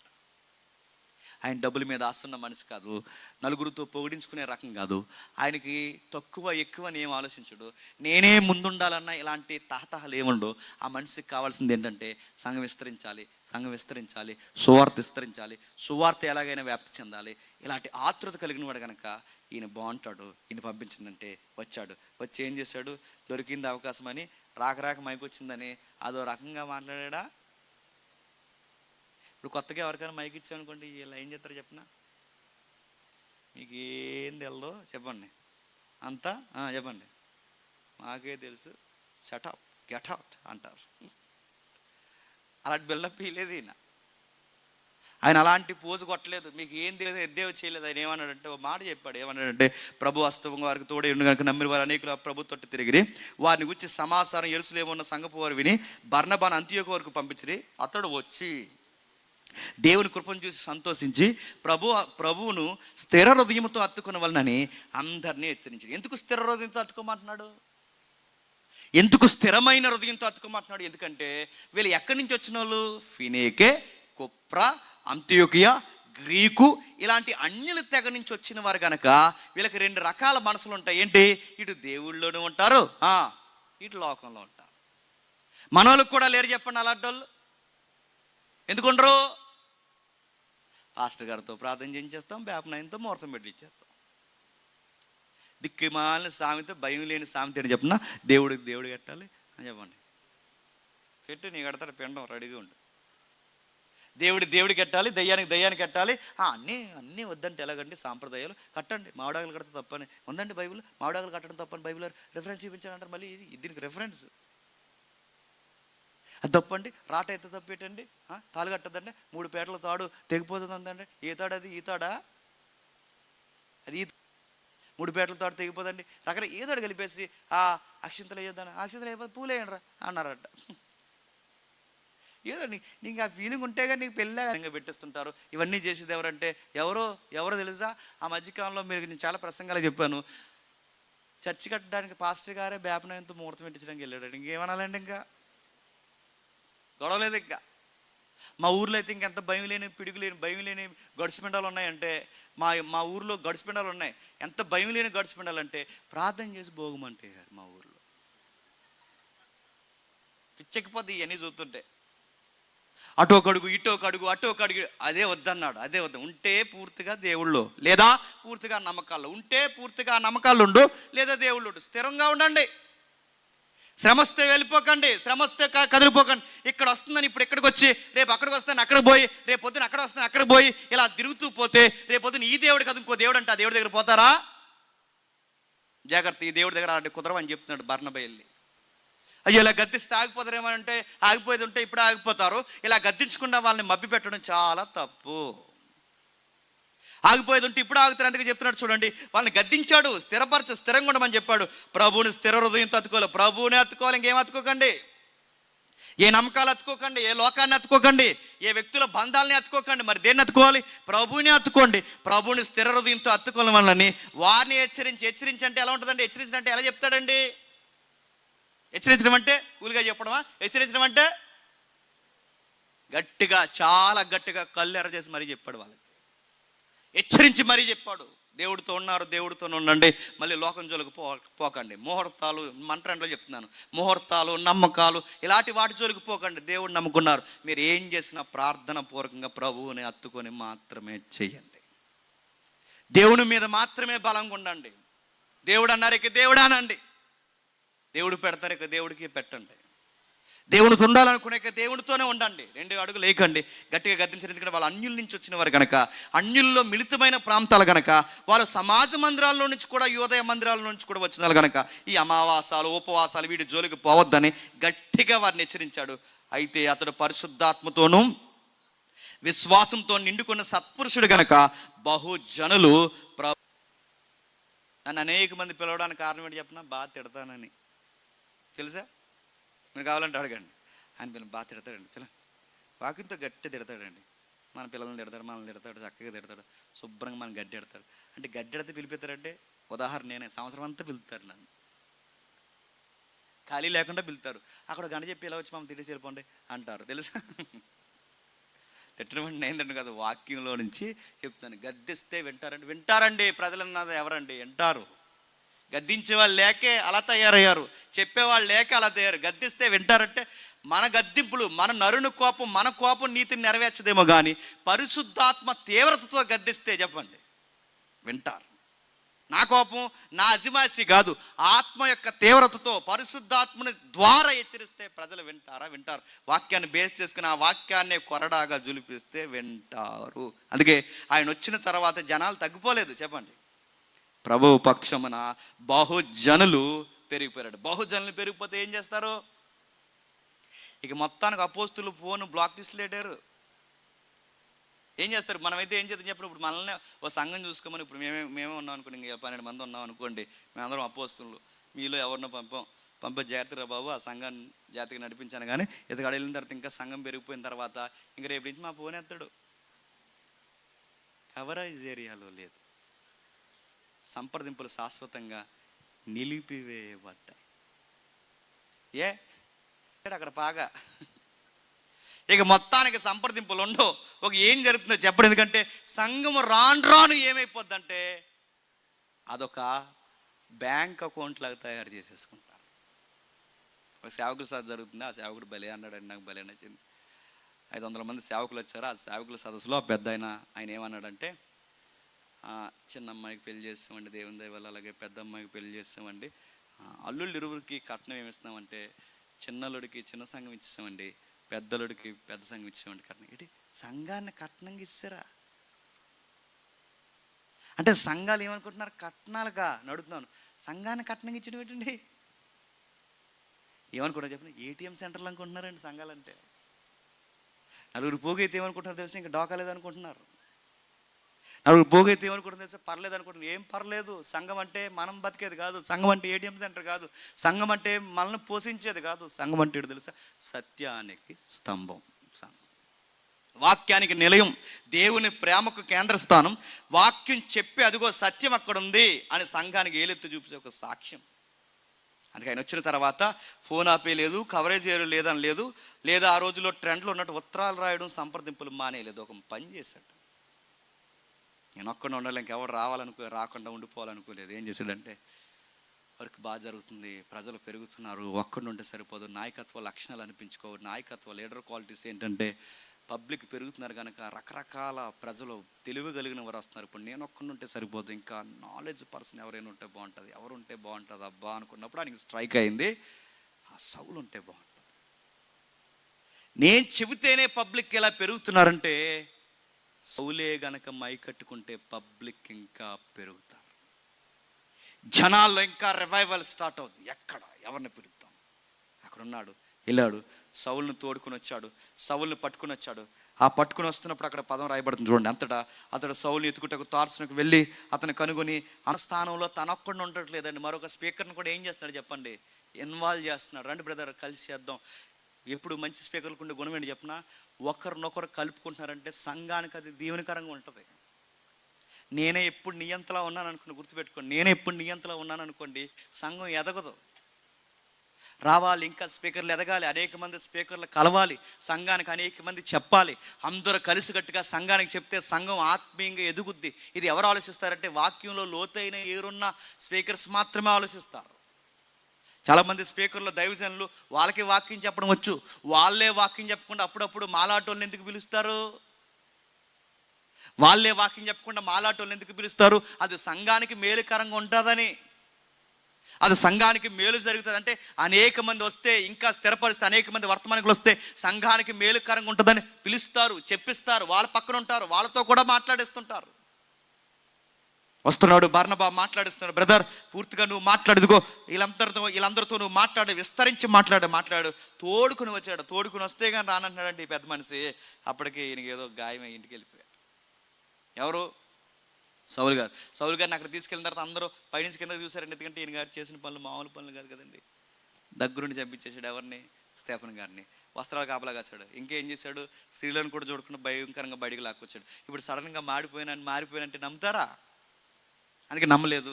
తీసుకెళ్ళాడు, పరిచయం చేశాడు. ఈ బర్నబా గారే పరిచయం చేశారు. లేదు మారిపోయాడు, నాకు అనిపిస్తుంది, పరిశుద్ధాత్మ నాకు చెప్తున్నాడు మారిపోయాడు అంటే మారిపోయాడు లేగా అనుకున్నారు. కానీ ఎక్కడో డౌట్ ఎవరి మీద?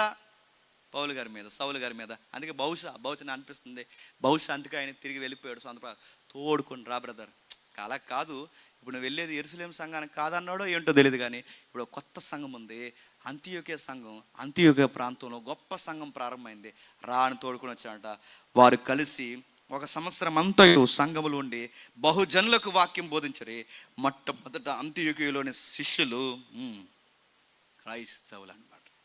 సరైన వాళ్ళిద్దరు కలిస్తే అప్పటి వరకు సంఘం లేని ప్రాంతంలో కూడా ఒక కొత్త సౌండ్ వస్తుంది అని చెప్పనా, క్రిస్టియన్స్ ఎక్కడికి కూడా వచ్చారా అని. మంచి స్పీకర్స్ ఇద్దరు కలిశారనుకోండి, కొత్త ప్రాంతంలో కూడా కొత్త సౌండ్ ఏంటంటే క్రిస్టియన్స్ స్టార్ట్ అయ్యారు. ఇక్కడ సరైన స్పీకర్స్ అంటే మంచి వర్తమానికులు సంవత్సరం ఉంటే చాలండి, విప్లవం స్టార్ట్ చేసేస్తారు వాళ్ళు.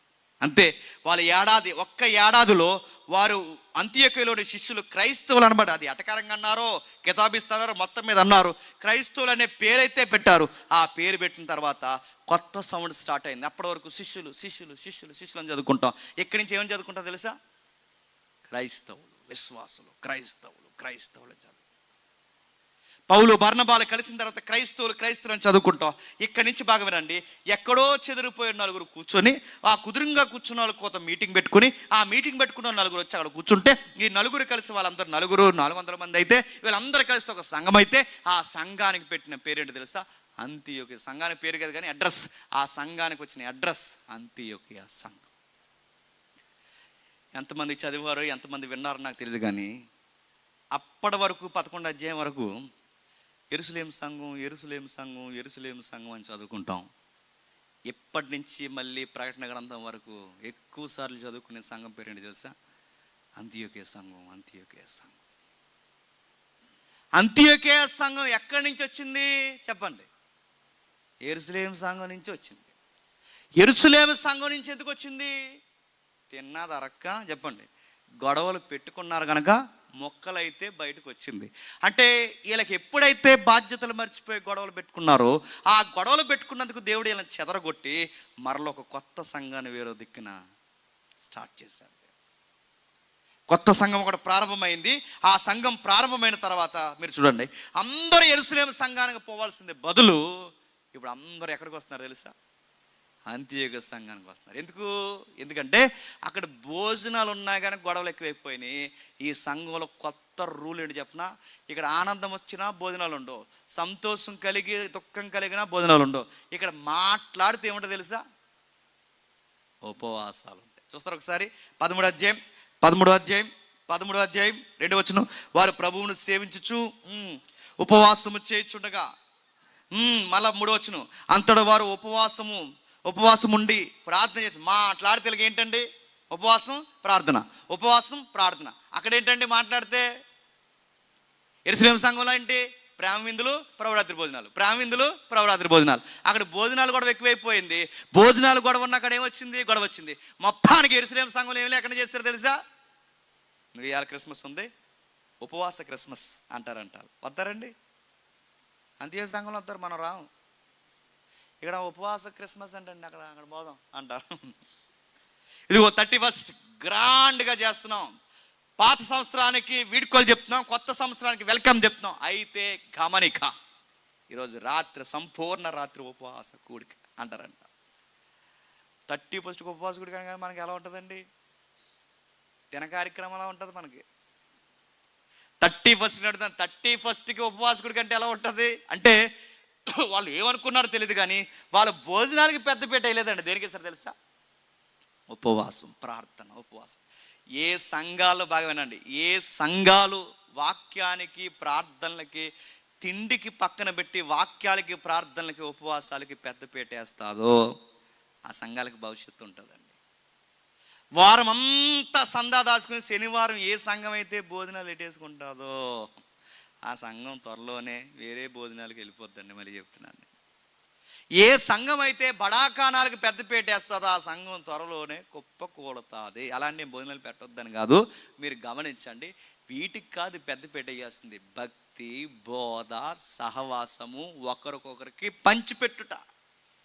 ఇది చేశారు, వాళ్ళు చేస్తున్నారు. చూడండి 28వ వచనంలో, ఆ దినముల్లో ప్రవక్తలు యెరూషలేము నుండి అంతియోకియకు వచ్చి నిజానికి ఎక్కడెక్కడ ఉన్నవారు ఎక్కడికి వెళ్ళాలండి? ఎక్కడెక్కడ ఉన్నవారు ఎక్కడికి వెళ్ళాలి చెప్పండి? ఎక్కడెక్కడ ఉన్నవారు అందరూ యెరూషలేముకి వెళ్ళాలి. కానీ ఎక్కడెక్కడ ఉన్న వాళ్ళందరూ ఎక్కడికి వస్తున్నారు చెప్పండి? అంతియోకియకు వచ్చి. ఎక్కడెక్కడ ఉన్న వారందరూ అంత్యోకి, ఇదేంటి రివర్స్ జరుగుతుందేంటి? ఎక్కడెక్కడ ఉన్న వాళ్ళందరూ అంత్యోక్య నుండి యెరూషలేముకి వెళ్ళాలి, కానీ యెరూషలేము నుండి ఎక్కడికి వస్తున్నారు? అంత్యోక్యకి వస్తున్నారు. ఇదేంటి, ఇదే వింత కార్యక్రమం అంటే అక్కడ వింత జరుగుతుంది చూడండి. ప్రవక్తలు యెరూషలేము నుంచి అంత్యోక్యకి వస్తున్నారట. బర్నబా లాంటి వారు కూడా అంత్యోక్యకి వస్తున్నారట. పౌలు లాంటి వాడు కూడా అంత్యోక్యకి వస్తున్నారట. వచ్చి ఏం చెప్తున్నారు? వాళ్ళు అగబ్బను ఒకటి నిలబడి భూలోకమంతటా గొప్ప కరువు రాబోతున్నది ఆత్మ ద్వారా సూచించను, అది క్లౌదియా చక్రవర్తి కాలం మీద సంభవించను. అప్పుడు శిష్యుల్లో ప్రతి వాడు తన శక్తిగతులు యోదయలో కాపురమైన సహోదరులకు సహాయం పంపుటకు నిశ్చయించుకుని అలాగూ చేసి బర్నబా సౌలను వారి చేత పెద్దల యొద్దకు దానిని పంపించారు. మీరు గమనించండి, కూలీనాలు చేసుకోవడానికి వచ్చిన వాళ్ళు, రూపాయి కూడబెట్టుకుని ఏదో బతుకుతామని వచ్చిన వాళ్ళు, సువార్త చేస్తూ సువార్త నలుగురు కూడుకునే వాళ్ళు, వీళ్ళు ఎంత ఎత్తుకెదిగిపోయారంటే యెరూషలేము సంఘానికి, యోదయ సంఘానికి, బయట ఉన్న పెద్ద పెద్ద సంఘాలకి కరువు వస్తే వీళ్ళే సహాయం చేసేంత ఎత్తుకెదిగిపోయారట. ఎన్ని క్వాలిటీస్ పెరిగాయి చూడండి. అంటే వీళ్ళు చిన్నదిగా ప్రారంభమయ్యారు, పెద్ద గుంపుగా ప్రారంభమయ్యారు. మీరు గమనిస్తున్నారు లేదో, పరిశుద్ధాత్ముడు ఎక్కువ ఎవరితో ఉంటాడు చెప్పండి. ఏ సంఘాలైతే సువార్తకు పెద్ద పెట్టేస్తాయో, ప్రార్థనకు పెద్ద పెట్టేస్తాయో, ఉపవాసాలకు పెద్ద పెట్టేస్తాయో, ఏ సంఘం అయితే సిలువను కూర్చున్న వార్త భుజాల మీద పెట్టుకుని తిరుగుతుందో ఆ సంఘంతో ఎవరుంటారో తెలుసా? పరిశుద్ధాత్మ. అందుకే ఆత్మదేవుడు వచ్చాడు, కరువు రాబోతుందని చెప్పాడు. వాళ్ళ శక్తి కొలది ఇతరులకి సహాయం చేసేంత ఎత్తుకెదిగారంట. యెరూషలేము సంఘాన్ని మీరు చదవండి. యెరూషలేము సంఘం అనే పదం మరుగవుతుంది, అంత్యోక్య సంఘం అనే పదం తెర మీదకి వస్తుంది. ఈరోజు సంఘాలు నడిపిస్తున్న దైవజనులు ఎవరున్నా, సంఘాలుగా మీరున్నా, మీ సంఘం దినదినం అభివృద్ధి పొందాలి అంటే అంత్యోక్య లాంటి ప్రవర్తన నేర్చుకోండి. మీ సంఘం త్వరలోనే ఆరిపోద్దనడానికి గుర్తేంటి చెప్పనా? యెరూషలేము సంఘం లాగే భోజనాల దగ్గర చిన్న చిన్న గొడవలు పెట్టుకుంటూ తిరిగారో, త్వరలోనే సంఘం ఏమవుతుందో తెలుసా? ఆరిపోతారు. ఏమీ రానులతో కూడా సువార్త చెప్పిస్తాడంటే, ఇదిగో ఏమీ రానులతో కూడా సువార్త చెప్పించి ఒక పెద్ద సంఘం కట్టించి ఆ సంఘానికి పౌలు లాంటి వాడికి ఎలకం బోర్డు పెట్టారు. ఆ సంఘంలో ఎలా ఎదిగిపోయారు చూడండి. ఎంతమంది వచ్చారు ఆ సంఘంలో కంటే 13వ అధ్యాయం మొదటి వచనం, 13వ అధ్యాయం మొదటి వచనం. అంత్యోక్యలోని సంఘంలోని బర్నబా, నిగేరనబడిన సీమోను, కురేనీయుడైన లూకియా, చతుర్థాధిపతితో ఏ రోజుతో కూడా పెంచబడిన మనయేను, సౌలైన ప్రవక్తలు, బోధకులు ఉంటారు. మా వాళ్ళు అనుకుంటున్నారు వాళ్ళందరూ ఉన్నది అక్కడ. వీళ్ళందరూ ఎక్కడ ఉండాలండి? యెరూషలేము సంఘంలో ఉండాలి. కానీ వీళ్ళందరూ ఎక్కడ ఉన్నారండి? ఎందుకున్నారండి? కుదురుగా ఉన్నవారు కుదురుండగా ఏం చేశారండి? భోజనాల దగ్గర గొడవలు పెట్టుకున్నారు. భోజనాల దగ్గర గొడవ పెట్టుకుంటే దేవుడు ఏం చేశాడు? మీకు గొడవలకు బాగా ఇంపార్టెంట్ ఇచ్చారు, వాక్యానికి తక్కువ విలువనిచ్చారు కనుక మీకు ఎలా ఉండాలని మొత్తం చెదరగొట్టు పాడేశాడు. గుర్తుపెట్టుకోండి.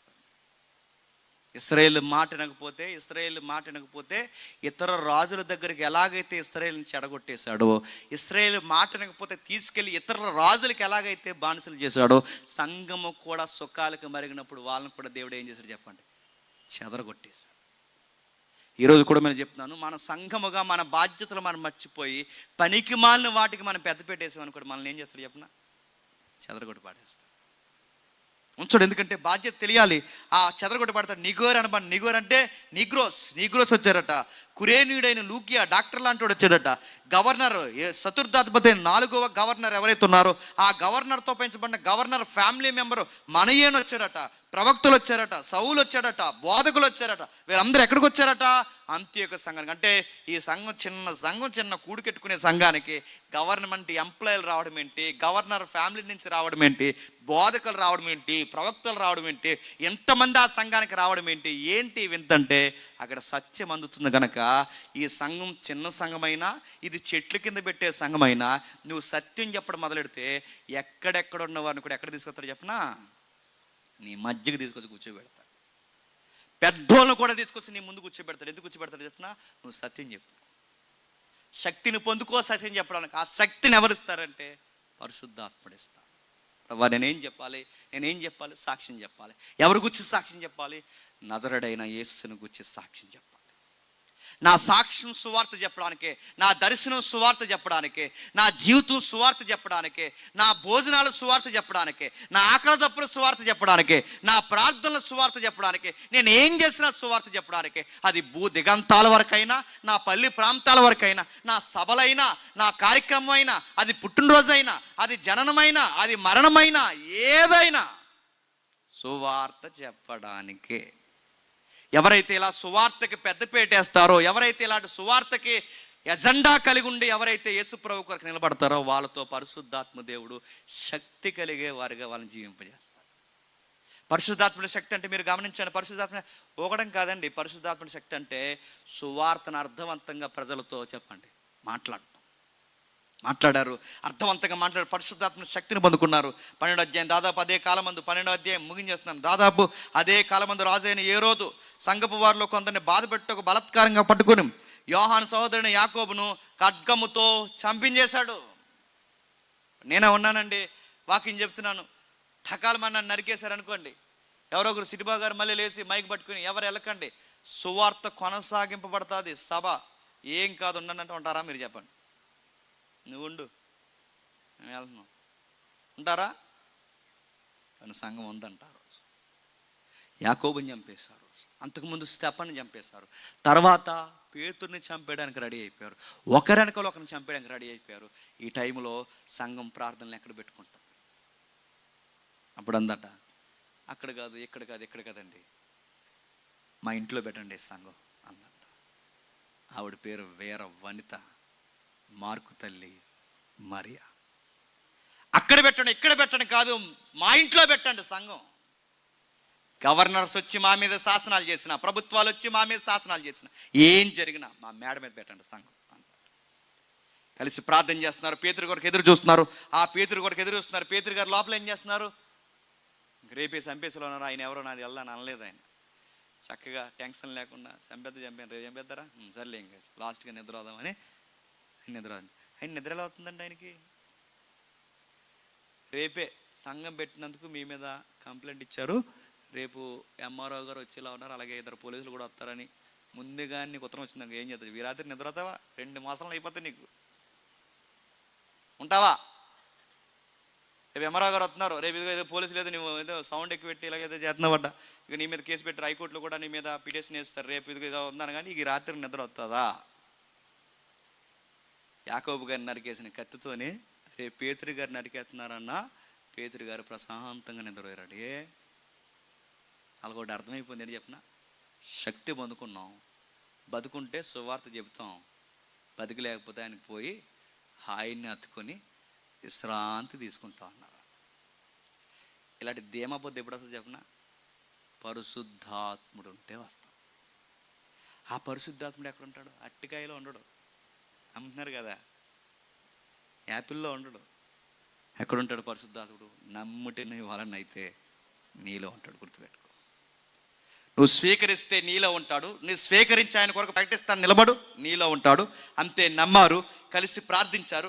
ఒక అమ్మాయి వచ్చింది, ఆ అమ్మాయి చెప్పింది, పేతురు అంకుల్ వచ్చాడు, బయట ఉన్నాడు అన్నారు. ఊరుకో, ఎందుకు వస్తాడు అన్నారంట. పేతురు అంకుల్ వచ్చాడు, బయట ఉన్నాడు అనగానే, వచ్చాడు పేతురు అంకుల్ వచ్చాడు అనగానే వాళ్ళందరూ నమ్మలేకపోయారట. మరి నమ్మకుండా ప్రార్థన ఎందుకు చేస్తున్నారంటే వాళ్ళకు ధైర్యం అయితే ఉంది, వచ్చినా రాకపోయినా ప్రార్థన మాత్రం చెయ్యాలని ప్రార్థన చేస్తారు. పేతురు గారు వచ్చారు, సరసాలు విడిపోయాయి. ఆ పేతురు గారికి ఎంత ఆశ్చర్యం చూడండి, నిద్రలో నడుచుకుంటూ బయటకు వచ్చాడట. నిద్ర అనుకుంటున్నాడంట ఆయన, కళ నిజమనగానే దేవదూత సెంటర్లోకి తీసుకొచ్చేవారు కదా, అంతా కళ అనుకుంటున్నాడు ఎవరు? పేతురు గారు. ఎంత ధైర్యంగా ఉన్నారో, చక్కగా నిద్రపోతున్నారు, ధైర్యంగా నిలబడ్డారు. పేతురుని చంపేసిన, యాకోబుని చంపేసిన, స్టెఫనుని చంపేసిన, పేతురుని చంపేయడానికి రెడీ అయిపోయిన, అపోస్తుల్ని చూస్తున్న వారిని, గొప్ప ఉద్యమంతో వాడబడుతున్న వారిని చంపేస్తున్న సంఘం చెదిరిపోకుండా అలా పట్టుకుని ఉండడానికి కారణం ఏంటో తెలుసా? పరిశుద్ధాత్ముడు. ఈరోజు ఆఫర్లు ఇస్తే యేసుక్రీస్తుని వదిలేసి మిగిలిన మతాల్లోకి పోతున్నారు. ఈరోజు శ్రమ కలిగితే సంఘానికి రావడం మానేస్తున్నారు. ఈరోజు ఇబ్బంది కలిగితే సువార్త చెప్పడం మానేస్తున్నారు. ఈరోజు సువార్త కొరకు ఏదైనా ఇబ్బంది కలిగితే ఆయన ఎవరో తెలియదన్నట్టు వ్యవహరిస్తున్నారు. ఇలాంటి వ్యవహారాలు ఎందుకు వస్తున్నాయి అంటే ఆత్మను పొందుకోకపోవడం. అందుకే ఎలుతెలుతు అన్నాడు, కలవరపడకుడి, మీరు పరిశుద్ధాత్మని పొందుకునేంత వరకు మీరు ఎక్కడికి వెళ్ళకండి. అందుకని అడుగుతున్నాను, ఎప్పుడు మనం సువార్త బలంగా చేయగలమంటే అడగండి, అడుగువానికి ధారాళంగా అనుగ్రహిస్తాడు. ఎతకండి, ఎతుకువానికి ధారాళంగా అనుగ్రహిస్తాడు. తట్టండి, తట్టిన వాడికి ధారాళంగా ఇస్తాడు. ఆ 3 వాగ్దానాలు ఎవరికి వచ్చి తెలుసా? పరిశుద్ధాత్మను వచ్చి. అడగండి అనగానే ఏమడిగారు? ఒక అరాకరం ఈ ప్రభువా అన్నారు. అడగండి అనగా ఏమడిగారు? బిడ్డలు లేరు ప్రభువా అన్నారు. ఆ వచనంలో అర్థం ఏంటి చెప్పిన? అడగండి. ఇదిగో మీ దేవుడు రొట్టెని అడిగితే రాతినివ్వడు, అంతకన్నా ఎక్కువ ఇస్తాడు. అడగండి అడగండి, అంతకన్నా ఎక్కువ ఏమిస్తావు ప్రభు అంటే, ఆ టెక్స్ట్ ఇంటికి వెళ్ళిన చదవండి, పరిశుద్ధ ఆత్మని ఇస్తా. అంటే అన్ని వరాల కన్నా, అన్ని వాగ్దాల కన్నా గొప్ప వాగ్దానం ఏంటి తెలుసా? పరిశుద్ధాత్మని పొందు. ఆ పరిశుద్ధాత్మ పొందుకుంటే ఏం చెప్తాం? సత్యం చెప్తాం. ఆ పరిశుద్ధాత్మ పొందుకుంటే ఏం చేస్తాం? నీతికి పడి చావాలనుకుంటాం. ఆ పరిశుద్ధాత్మ పొందుకుంటే ఏం చేస్తాం? తీర్పుకు భయపడతాం. ఆ పరిశుద్ధాత్మను పొందుకుంటే ఏం చేస్తాం? దేవుని యందు భయభక్తులు, నీతిని గూర్చి, పాపమును గూర్చి, తీర్పును గూర్చి భయం కలిగి ఆయన వస్తున్నాడు త్వరలో అని చెప్పుకుంటూ తిరుగుతాం. నేను లెక్క చెప్పట్లేదు కానీ, సంవత్సరం చెప్పట్లేదు కానీ, అంచనాల ప్రకారం చూస్తున్న పరిస్థితులను బట్టి యేసుప్రభు త్వరలోనే చెప్పండి వచ్చేసేలా ఉన్నాడంట. వచ్చేయాలని కోరుకునే వాళ్ళు మొదటి నేనేనండి ఇక్కడ ఉన్న వారిలో. త్వరలోనే వచ్చేసే వాళ్ళు ఉండే. ఎందుకంటే చెప్పిన సాలంకి నసా ఈ రణగొన ధ్వనులు, ఈ వాతావరణాలన్నీ చూడండి, త్వరగా వచ్చేసాడు అనుకోండి, రెస్ట్లోకి పోతామండి, గొడవ ఉండదు. ఇంకా త్వరగా వస్తాడు.